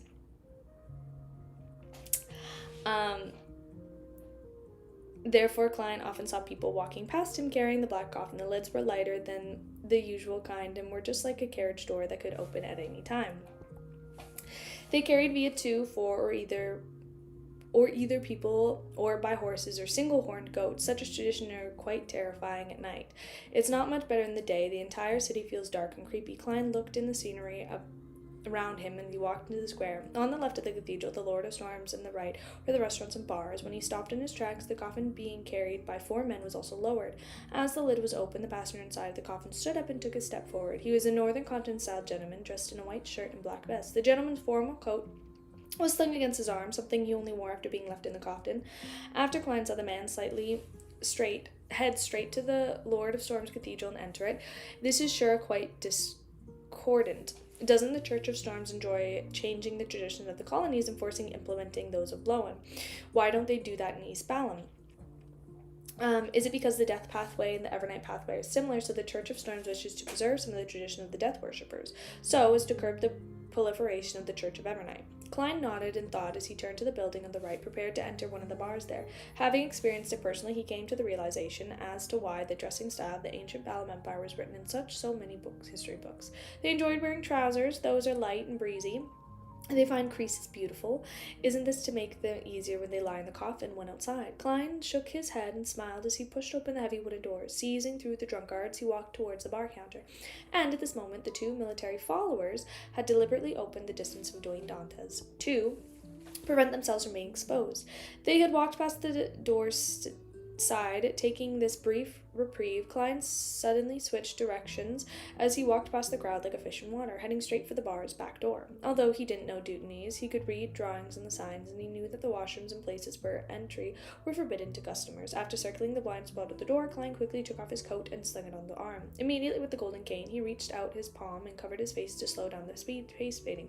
Turning directions again, he headed for the bar's entrance. After opening the distance of nearly 10 meters from where he took off his coat, Klein lowered his face shield at the right hand and revealed the completely different face. His white sideburns, deep eyes, and elegant demeanor was all gone. They had switched to the common Loanese face that could be seen anywhere of the northern continent. With luggage and a cane in hand, Klein walked staidly towards the two military followers. As they were looking for Dwayne Dantes, he walked past them and left the bar. Be a tracking or anti-tracking, they were both strong traits of faceless. Returning to the square, Klein turned his sloped alley that led to the higher ground. He planned on finding a hotel elsewhere. As he walked to the rather deserted path, he suddenly heard a woman's frantic cries. Come back.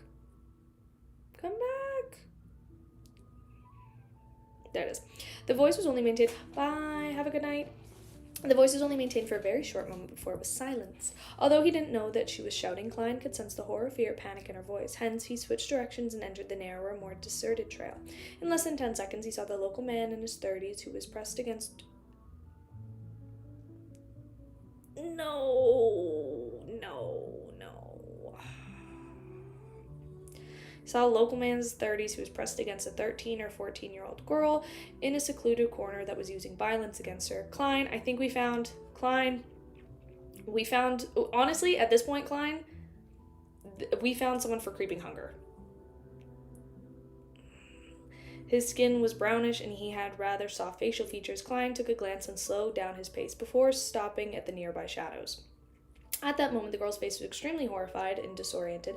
However, regardless of how she struggled, she was unable to free herself and had only received a beating in response. Her tears and snot flowed out while her mouth was stuffed with cloth. All she could do was produce muffling sounds. At that moment, she was surprised that the rotten eggs attempted to take off her clothes had slowed down. Without having the time to consider what was happening, she subconsciously looked at the rotten egg and found that his eyes had widened, his facial muscles were writhing slowly, but he was unable to form complete expressions on his face. Then his limbs twitched and paused as they continued doing what they were doing, but easily avoided. The girls intrinsically pushed him, which had ended up having surprisingly excellent results. Freed, she immediately stood up and fled. However, she couldn't help but feel her legs go limp. After a few steps, she tripped over a stone and nearly fell to the ground. At this moment, she heard the sound of footsteps behind her. Reeling in anxiety, she fumbled to her feet. But almost immediately, the sounds of footsteps suddenly ceased. The girl subconsciously looked back, only to see the rotten egg sitting 2 meters away. He jolted and making actions as though he was rust. What's happening? The girl felt as though she was having a nightmare. The brown-skinned man struggled for a moment before quieting down. Revealing a smile, he said in Dutonese, "In the future, when you meet someone like me, remember to head for the nearest cathedral or somewhere where there's plenty of people." The girl was taken aback for a moment before she screamed, This poor fucking girl.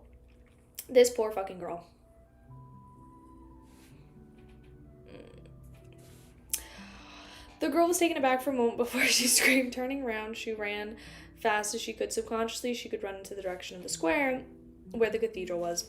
Klein, you better fucking... Here's the thing. This man deserves to be Ed Sheeran. This is the type of person that deserves to be Ed Sheeran at least 2 or 3 times over, you know? And I want to see it. When the calm of the silence of the Deaver spot was resorted, the brown-skinned man turned to look at the nearby shadows where Klein walked out from. A new marionette, his body isn't strong enough and he's not nimble enough. He lacks beyond her powers and looks rather fierce. Apart from knowing Dutonese, he completely useless. Aren't all men? Jokes, kind of. Committed a crime, and it was proficient in the local language. It would have buried him immediately. He couldn't help but make a comparison to the former marionette, Admiral Blood Sr.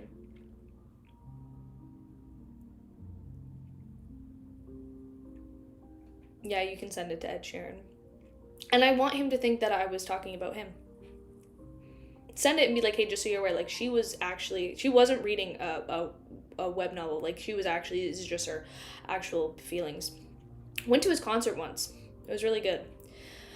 Senior of Wraith and was capable of mirror blink. He could hide in gold coins and reflective surfaces. It didn't need to worry that he would be seen by others. He also had, Shriek the ability to possess others. Together with Marionette was a perfect combination. More importantly, he also knew Newtonese. Comparing the Marionette to him was the difference between a penny and less than a penny, babe. 42,000 gold pounds. I have no idea what his name is, and I can only use powers to sense some superficial thoughts. I have no way of obtaining deeper memories unless I encounter someone or something familiar. There will be a corresponding change in the spirit to release more information. I'll just call him Afu. Oh no, that's too Chinese. Oaf, it is. Klein rubbed his temples and sighed. He needed to leave the area in the new marionette. Oaf, before the girl I led to the clergyman over. Before long, with the help of the marionette's translation, he found an inn to stay with the border between the Colon cities flourishing. Yeah, that's true. He really did start off with, like, one of the best marionettes. I do understand. This place don't need him to provide any proof of identity, even though Klein had already changed his appearance to that of a regular local. There's even greater lack of administration management than the colonies at sea. Klein put down his luggage and threw most of his cash he brought with him above the grey fog, leaving only 50 pounds for his daily expenses. Meanwhile, he, having crossed the berserk seam without needing to be afraid of causing any further abnormalities, he looked down the copper whistle and iron cigar case from the mysterious space above the grey fog, so as to make it easier for Mr. Isaac to locate him. After finishing all of this and having dinner on the liner, he had the spare time to seek out the second marionette. As for how he could find one, Klein also didn't understand Colon City well enough and decided on using traits of the seer to do so with mysticism means. With Oaf, he left the inn. Klein snapped a branch of the Donningsman tree and used as a dowsing rod.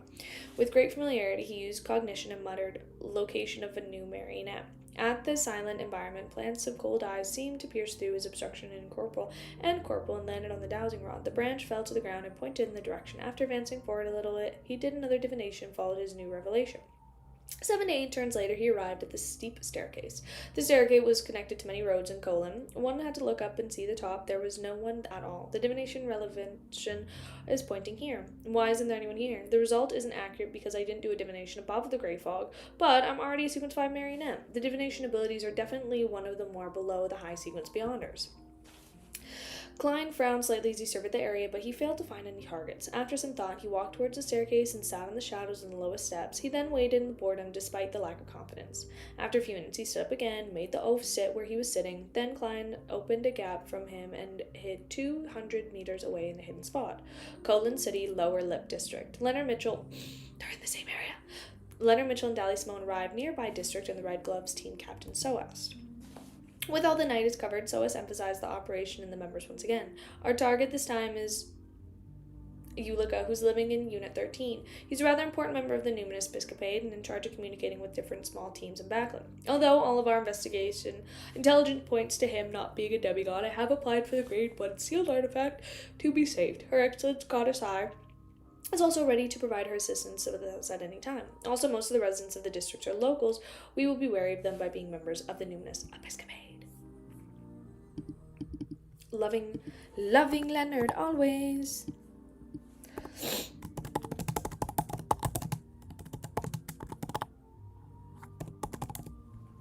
Loving Leonard always. Lower Lip District 13, Cannon Street. I was supposed to say the pimp. The plump Ulika was sitting on the sofa with the tiny dark brown eyes and skin, wrapping dried yellow tobacco leaves and 10 different kinds of southern continent herbs and spices together. And though you don't know how to enjoy life at all. Got it. Wrapping dried yellow tobacco leaf in 10 different kinds of southern continent herbs and spice together, he cut onto long strips. Then he held the self-made East Vallum smoke pipe in his hand and brought it close to the matchstick his subordinate had lit. The end blackened and curled as the red glowing red, biting at the end of the taking a deep suck. Ulika slowly exhaled while smoke and the tainted and light blue hues. He looked at the visitor in the single setter opposite him and said, "This is what a cigarette is. A real cigarette." That sounds really nice. This one, the ones in the northern continent are only suitable for children. The person sitting on the single seater was a man in his 40s. He had a high nose, blue eyes, and gentle face contours. His black hair and thick and curly. His skin color wasn't too dark, but neither was it fair. He resembled mixed blood between something of Lowen and Balam. He chuckled upon hearing that he replied in Dutnese, "Unfortunately, I have zero interest in any kind of cigarettes."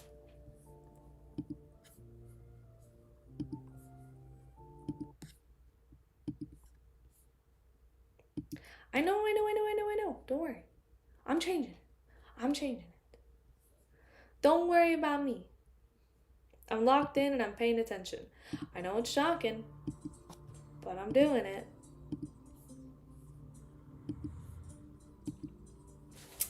This was a result of the pathway that had warned him. And so you don't know how to enjoy life at all. Before Ulika could finish his sentence, a powerful spirituality that was a result of the pathway he had warned him of some danger. The way he suddenly came to appear in such a pressing manner made Yukla instantly determine that the problem wasn't trivial.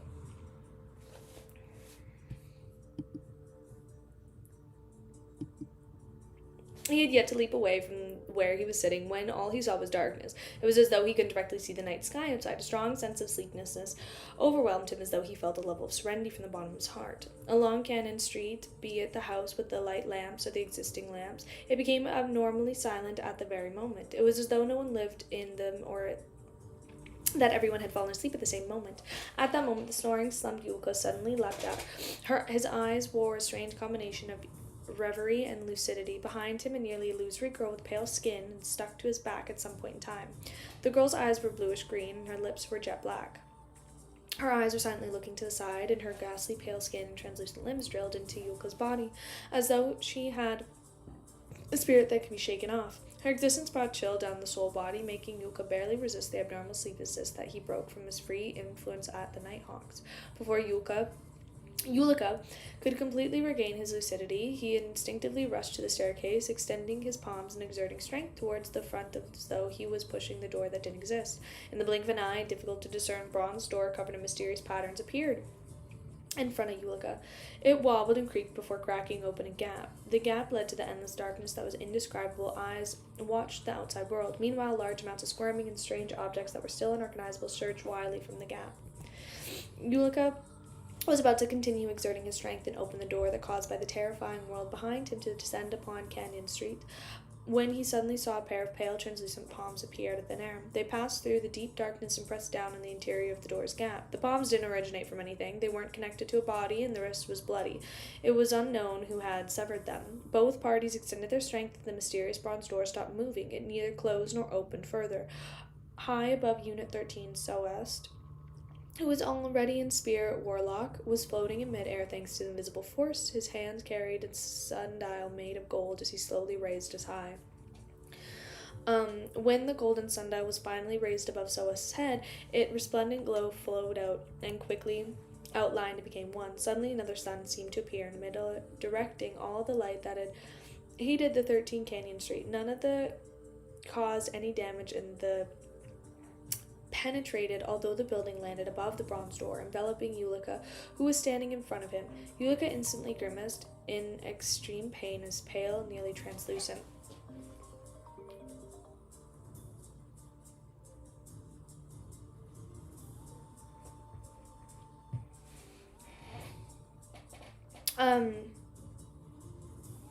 Interesting. Above the bronze door, enveloping Ulika and standing in the front door, Ulika instantly grimaced in the pain, pale, and translucent. Girl let out a shrill scream, but it was stopped by the sunlight and was drowned in the onslaught. She rapidly quickly evaporated, producing whips of black gas and dissipated in the sea of light. There wasn't a single spot inside the building that remained dark. After the sunlight faded and dismal bronze doors had already vanished, on the ground was a thick, black, swollen corpse that was engulfed in pale yellow oil stains. With the boom of the corpse torn apart and the thin, tiny figures leaped out from inside, the figure was identical in looks to Yulka. but its skin was raven black as though it was stained with ink. The surface of its body, that stood at the height around 1.2 to 1.3 meters, had stucky pus flowing across it. The moment he appeared, he dashed for the staircase with the ludicrous speed, bowing into cellar. He opened the secret trapdoor, and he prepared in advance as he dashed forward as he could. In just 10 seconds, he made miniaturized black version of Ulika saw the entrance. Hope. He didn't lower his guards. He gently clenched his right fist, producing about 8 transparent illusory figures from his body. There were all kinds of shapes and sizes, as though they were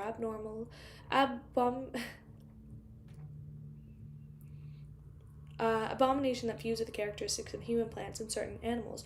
Some held Ulika's arm, others lifted their feet, and they took off in flight.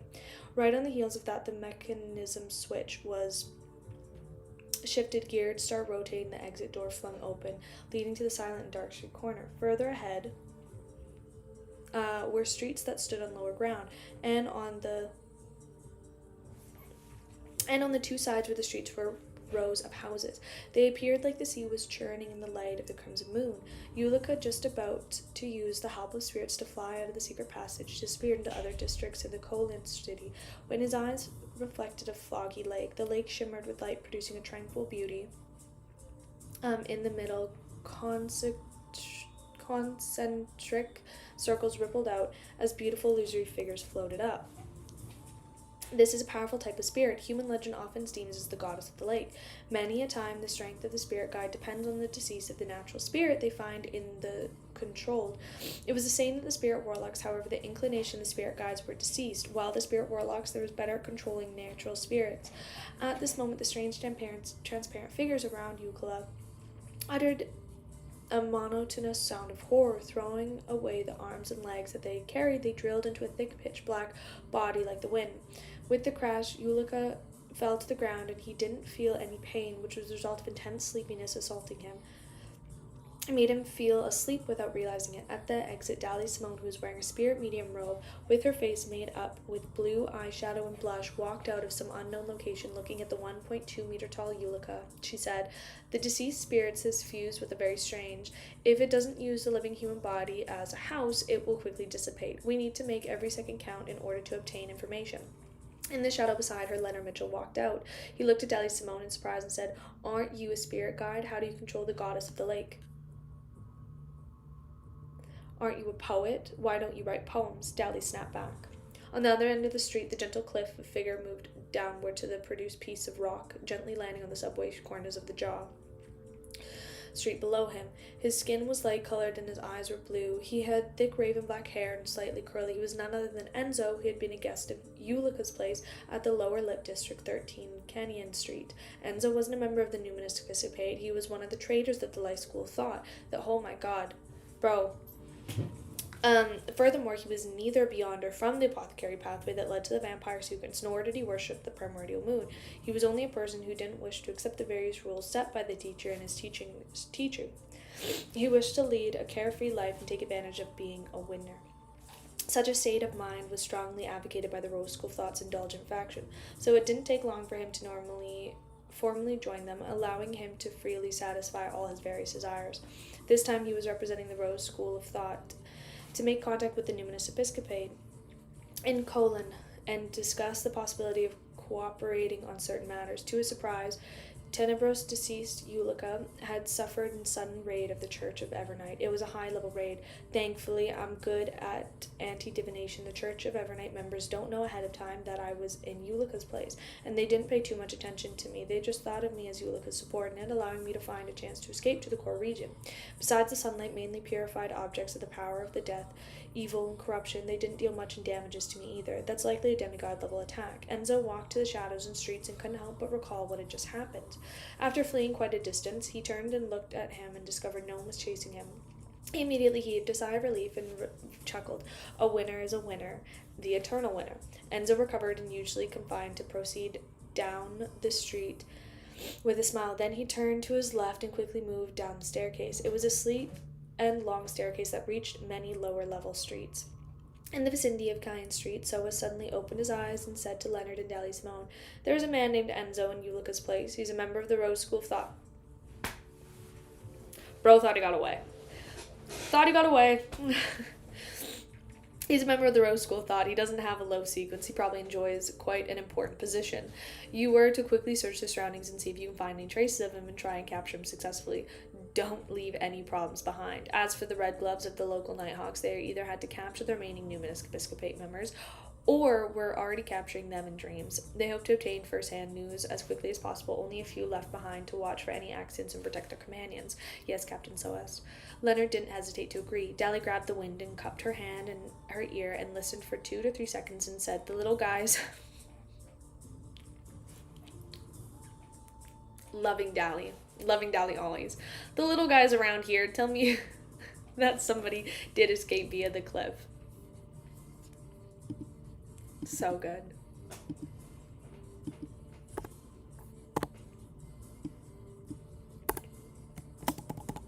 He's just a little guy. He's just a little guy that we gotta go grab.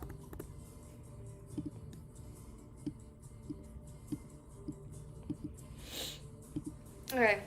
On the step, the long, rocky staircase, the crimson moonlight illuminated its midsection, leaving rather thick shadows along its side. Enzo was like a normal pedestrian at night, walking a little anxious, but without showing any signs of being flustered. He had a deep faith in his excellent good luck being a winner at life. He's not about to be a winner right now. He's about to understand what it means to be a loser. You know, because he's just a little guy. Just a little guy. He had a deep faith in his excellent good luck, being a winner in life, one that wouldn't get caught by the Nighthawks. Seeing that he would have done after a few more fight steps, Enzo, who was once a monster, suddenly sensed something that he turned around and took his head to the shadows and the lowest staircase. He then saw a figure sitting in the daze. His looks and figures appeared rather instinctive due to the lightning, and he was dressed in the standard outfit of someone of East Apollo. The figure took out a box of matchsticks and struck the match to light up the surroundings. Endo didn't bother sizing up the person when he saw a scene before his eyes. The figure threw a matchstick over as though he was grifting something. And when the matchstick approached, it suddenly burst into a ridiculous inferno as the man wearing the formal suit and top hat walked out. Seeing scenes he shouldn't see, hearing sounds he shouldn't hear, were a daily occurrence for a monster. Having become a winner, Enzo was already used to all of this without any thought. He fully believed that the institution lunged forward, jumping off the staircase and making 2 rolls onto the lower street. At the same time, the brown-skinned marionette suddenly stood up. He bended his back and hurled the matchstick in his hand in the location where Enzo was previously standing. Before the matchstick hit the ground, scarlet flames extended out in the midair and responded in a brilliant manner. Amidst the flames, Klein's black suit figure with half a top hat leapt out. However, he lost sight of the target. Klein had discovered something rapidly coming down the staircase when 10 seconds ago, as though he was hiding from something, suspected that this was the new marionette. He immediately did a dream divination and obtained the revelation that the man was related to the Rose School of Thought and wasn't anyone good. With such a result, Klein didn't hesitate to take action. Unfortunately, due to the lack of time, he didn't have the time to prepare Paper Angel, which had been recorded in Creeping Hunger, to interfere with the target's spiritual intuition, and as a result, it made him an ambush fail. At that moment, Oaf had already left the final fight off the steps of the staircase. He was running with large strides towards Enzo, who just stood up.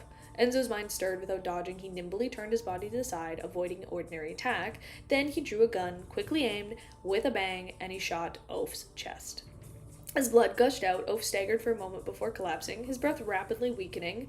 Klein took out a brief opportunity as his body vanished, phasing right in front of the target to block his escape route. Enzo seemed to have an inexplicable strange premonition. He immediately tightly shut his eyes. He didn't know why he did so, but as a mid-sequence beyonder of the fate pathway, believing his intuition was instinct. Immediately after that, Enzo frantically switched directions, attempting to rely on his spiritual intuition. He rushed into another street, but at that moment, the man in the suit, who didn't have any outstanding features, appeared in front of him again. Klein's figure kept disappearing and appearing in every direction, as though he was running around Enzo at high speed, often blocking his path, but not denying any direct attacks. Whether he used Beyonder powers or not, it made Enzo face figure wearing a black suit and half-top hat no matter where he turned to. For an instant, Enzo, with his eyes closed, even imagined that with the facing of the group of enemies instead of one enemy. A traveler was often able to create an effect of being besieged. In just 10 seconds, Enzo, who had failed to find a path to escape, suddenly jolted. His actions instantly slowed down as his mind and jolt seemed to be injected with glue. Traveling works well with the marionette as well. While Klein was phasing around, he kept maintaining a distance of 10 meters from Enzo. No! I'm gonna need an ad blocker for next time. Surprised that it did it too, because normally it has not done that in a very long time, but That's chill, you know? Sometimes you win some, sometimes you lose some. Anyway, Enzo, he had been secretly controlled by his fear body threats at the time. No good, he doesn't attack, and is only blocking me. Just a little intermission. Only blocking me, not because he was waiting for the Nighthawks, but for other reasons. Enzo, who still had his eyes shut, felt his heart tighten. Suddenly, he stepped back onto the rock, causing his body to lose balance. He slammed heavily into the ground, causing his revolver to fly several meters away. The pain and shock that snapped Enzo out of this suppressed state, he found his fluidity again. Enzo was no stranger to such accidents. As a winner, he often obtained the advantage due to all kinds of low probability events that thus clinched victory. Without hesitation, he just about to dash towards the end of the street and his side flip over the fence to jump in the sea, allowing the fate to arrange for him to escape his predicament when another scene flashed in his mind. In it, he was breaking into the coughing fit at the point of not being able to stand up or open his strides.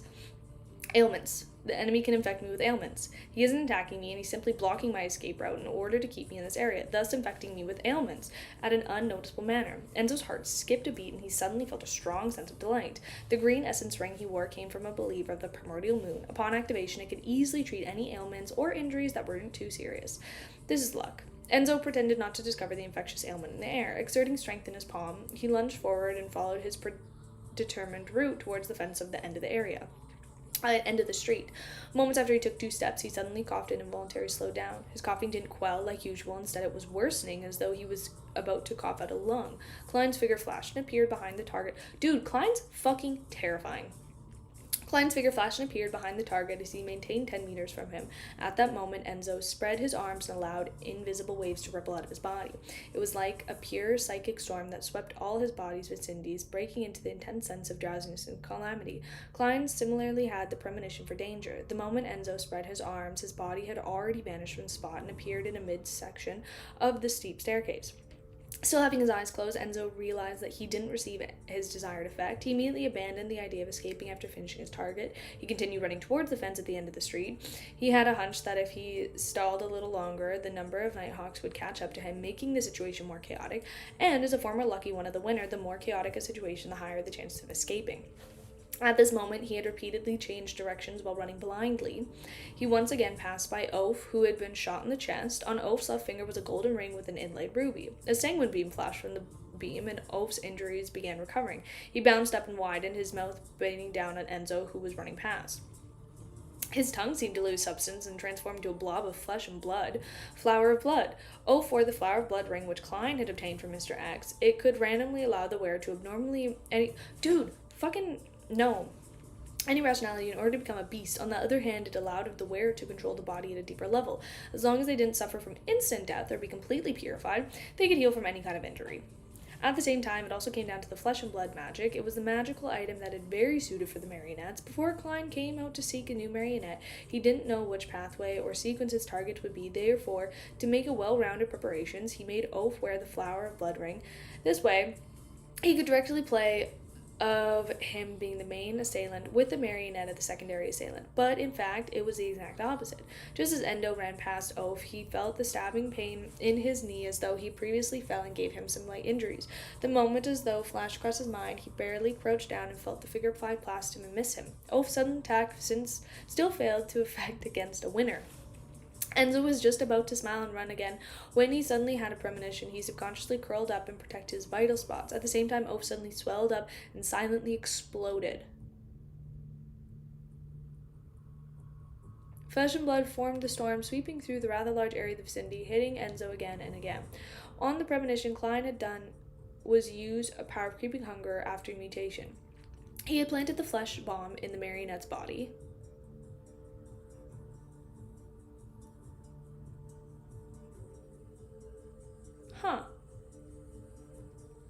With the crank of the golden ring and inlaid ruby landed on the stone slab of the street, Klein's figure flashed into Enzo's side. He raised his left palm and made the palm pitch black as though he was a form of granulates, and said the word filled with an evil corruption, slow.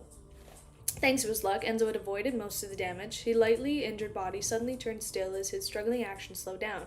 He curled, pose changed bit by bit. Right on the heels of that, he opened his eyes due to the pain, and figure wearing the black suit and half-top hat was reflected in his eyes. Ah! Enzo let out a tragic cry as he raised his hands to cover his eyes. Screams of blood seeped out from the gaps of his fingers. Monster. Looking at this withering target, Klein picked up his brows. He continued controlling the spirit body threads and quickly achieved initial control. This time, there weren't any accidents that broke the subsequent procedure. In a half-crazed state, the scales growing from his body, Enzo was powerless to resist Klein's rather smoothly deepened his control. Time ticked when Enzo suddenly stood up and converged the protruding snake-like scales. He pressured his hand in the closed chest and bowed at Klein. Then he walked to the side and bent down to pick up the golden ring and the inlaid ruby. Wearing it on his left hand index finger, it matched the emerald green ring on his other hand. Klein held back the urge of looking at himself with his new marionette. He got Enzo to clean up the scene of the remnant flesh and any traces left behind. After doing all this, he walked to the shadows with his marionette and quickly vanished. Damn. Okay, Klein. Pop off, King.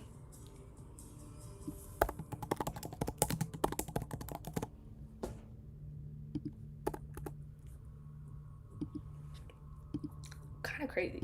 Dude, Klein is terrifying. Like, I will just say this. He is someone that I would never want to be in battle with. Never want to fight. He's just like a really scary dude. And I love that for him. Really, truly do. You know? Really, truly do love that for him.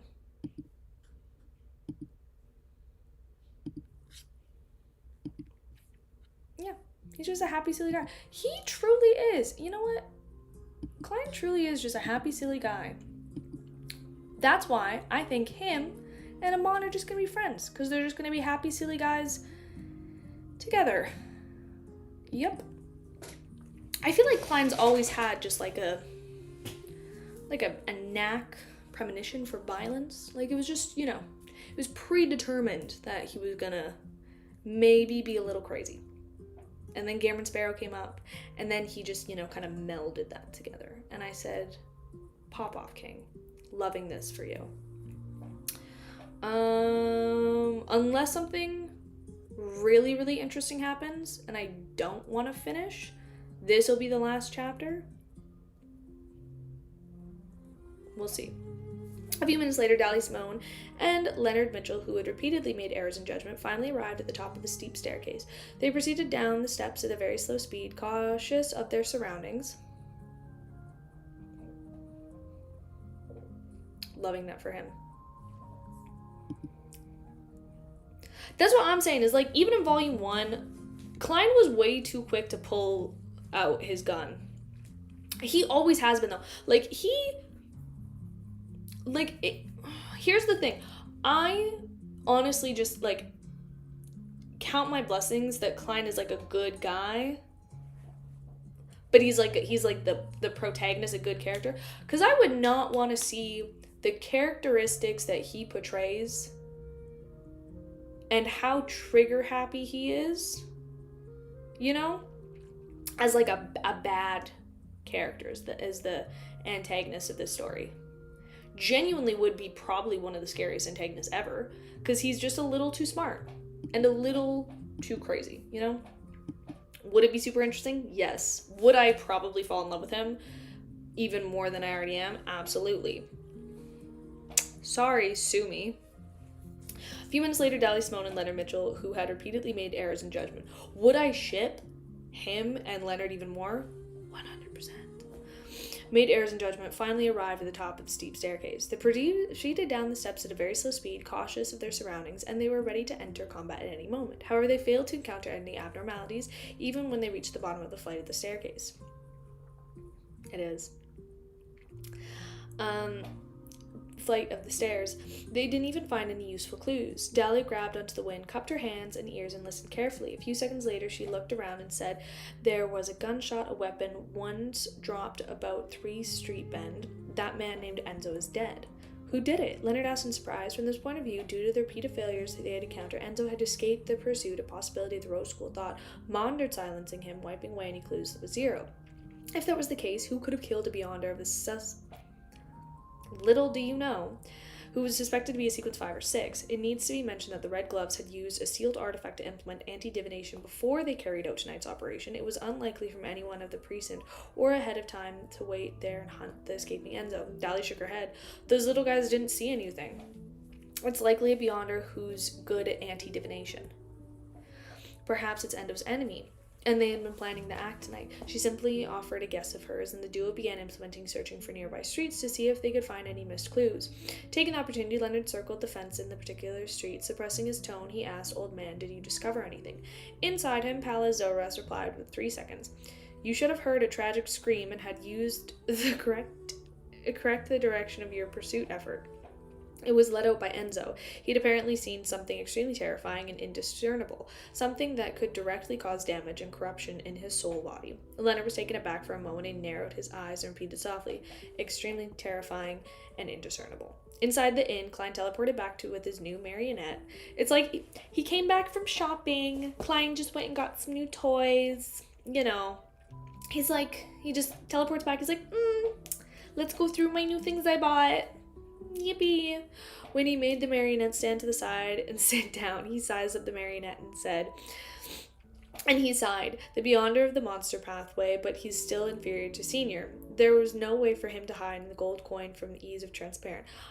I can only let him follow beside me. From the Beyonder sequence, he isn't a core member of the Rose School of Thought, but his sequence isn't too low. Some importance must have been placed on him. That's also that if I don't disguise him, it's very easy for me to be targeted by the Rose School of Thought."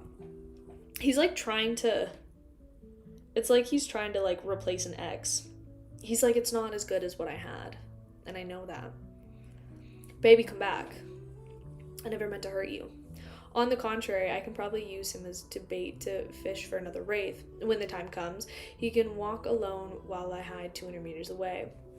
To wait for the bait to be hooked. No, I can't. I must let greed get to my head. The southern continent is where the Rose School of Thought is active. Once I expose my location, with how much importance the Mother Tree of Desire placed on me, I'll not only be a saint come, even an angel might appear. Yes, it's better to disguise the marionette with... as a faceless, I am quite skilled at disguises. Then I'll continue using my mystical methods to find my next marionette. I'll wait for Donitz to finish his investigation and for Mr. Azek to come find me."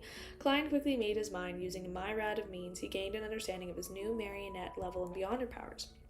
He was a Sequence 5 winner of the Fate pathway. In this pathway, a Sequence 9 monster was one who had super high spiritual perception. They often heard sounds others couldn't hear, and they also see things others couldn't see, and they allowed them to occasionally see the future and have an acute intuition for danger. Beyonders of the sequence often entered the state of enlightenment as they muttered indiscernible words. It was the reason why they were treated as real monsters. As for the corresponding Sequence 8 robot, the Beyonders would obtain terrifying calculation skills and precise control. The various parts of their body were those aspects that were clearly boosting, making them talented at close combat and shooting. At the same time, they also had the power of divination and anti-divination. Sequence 7 was named Lucky, one of luck. Beyonders of this level frequently encountered lucky events in their daily lives, like finding money on the street, having enemies miss shots aimed at them, getting dice rolls as they wished, and having women they like to also like them back. However, their luck wasn't fixed and it would fluctuate at times. They were especially lucky, and other times they would have no different from an ordinary person. Therefore, it wasn't something that could be relied upon, and one had to temper one's expectations. Sequence 6 was Calamity Priest. On the other hand, Beyonders could passively suffer all kinds of calamities, but they could foresee it and make preparations to eliminate or mitigate the effects. On the other hand, they would actively attract different kinds of calamities, affecting a target and enemy of results, then using one's advantage of being lucky, avoid most of the danger and attack during the chaos. To put it simply, they could pull their opponents into a situation where they could take advantage of the strength of best. Of course, many Calamity Priests could also use danger of their own passive encounters and attack their enemies. Meanwhile, Calamity Priests could create psychic storms using their spirituality and suppress the other pathways. They could directly affect their opponent's soul bodies, causing them to feel dizzy and lost. If a Calamity Priest enemy entered such a state, they were extremely prone to making errors. It caused the calamity to snowball and eventually devour them. And as Sequence 5 winner, Beyonders could control their luck to a certain extent. They could use their own temperance and accumulate large amounts of luck. Bro, why would you not take this pathway and go directly to the casino? Here's the thing. The second I'm hitting a high enough sequence, beelining it to the Nino. Absolutely. a critical moment, they could dramatically reduce the dangers of their life multiple times. From time to time, they could also encounter beneficial situations and even extremely low probabilities in their daily lives. For example, due to someone's mistakes, they might receive an inheritance, the strange comedic way that they cause them to catch the fancy members of the opposite sex, or their enemies were pursuing would foolishly get lost and make errors in judgment. I'm also talking horse races. We're going to be betting on cars, sports betting. Like, here, that's what I'm saying. Choose the fate pathway and then gamble it all. But it's not even a gamble because you've got such a higher probability. Like, sports, racing, horse racing, boat racing. What else do we got? Just like straight gambling. I'm going to play poker. I'm betting on literally anything and everything. And I'm always going to be up. At this level, Beyonders of the Fate Pathway had a very keen sense of foresight. To be a divination or anti-divination, they were mysticism experts. In addition, they could also give their enemies bad luck for a certain extent, making their targets become unlucky. Beyonders of the Monster Pathway are really extreme apart from the spirituality of the Fate domain. They almost have zero Beyonder powers, even in their constitution and calculation skills are provided at Robot. The subsequent advancements give rather limited improvements. Who needs Beyonder powers when you're rich? Like, here's the thing. When you have the amount of money that the Monster Pathway can give you, I don't need Beyonder powers. I'm good. I'm actually so fucking good, dude. Whatever. I give and I take. It is what it is. They do not have any offensive or defensive abilities, simply relying on their premonition and how fate blessed them. I have to say that this is the most special pathway of the 22 Beyonder pathways. I can find or guess their neighboring pathway. Only Monster seems rather asocial. It seems to be a lonely one. That's okay. That's okay. Perhaps the Beyonder pathway that focused on fate is destined to be lonely. Klein silently reflected on the matter and had some ideas regarding the usage of the marionette. Of course, he still needed to carry out divinations above the Great Fog. He needed to see the passive good luck and calamity still existed after the Beyonder actual death. If it really was present, Klein had to consistently face the trials and calamities. In comparison, Admiral Blood Sr. is still better as a marionette. People only know how to cherish and regret once things are gone. Klein shook his head in the self-deprecating chortle. From the traits of the Monster Pathway, he thought a few effective means to deal with their mid and low sequence Beyonders. First, it was to catch them by surprise and let them see him directly. They would directly see the gray fog or other images, causing them to suffer Klein! Suffer a catharsis of mind and receive damage to their bodies, pushing them to the brink of losing control. Bro, he's just doing this shit for the love of the game. He does not need to be doing all this. Second was to throw a special item out, causing them to face the test of seeing what shouldn't be seen and hear what shouldn't be heard. In this aspect, Klein had a blood crystal that came to the high-level devil that could produce such an effect. Blather's aura. Third was to entice them and give them bad luck and pretend to act unlucky so as to have an opportunity to strike back. Amidst his thought, Klein made the marionette empty his pockets, producing 35 pounds. He's also robbing this guy. I mean, I get it, but like, Klein's low-key becoming a villain. I'm gonna say it right now. He's like, just these past couple chapters, I'm like, okay, 7 pence and a leather wallet. The wallet's surface and the interior had flowers and name embroidered on it. It attempted to completely handcraft. Enzo, whether it's your name or not, your name is Enzo. Klein shot a glance at the marionette and moved his gaze down to the golden ring with the emerald on his right hand. Via divination, he learned that the ring was named Green Essence. Here's the thing. I'm not slandering Klein, and I fully understand that, like, if Klein wants to be the best, you know, there is some hits to him and his personality that we're gonna have to take, and that's okay. But he's low-key being a little unnecessary with some of the things that he's doing. I'm here for it. It's making it interesting, but he is becoming a bit of a villain. Also, it is a bit of a longer stream, but I'm just, like, finishing it up. I only have, like, 2 pages left. He was staring at the wall. He had urge growing within him. He watched as he used Monster Pathway Marionette to look at himself. He wanted to know what was so special about him. Will this be very dangerous? I'll lose control as a result, even if I'm seeing myself. No, back in Tinjin,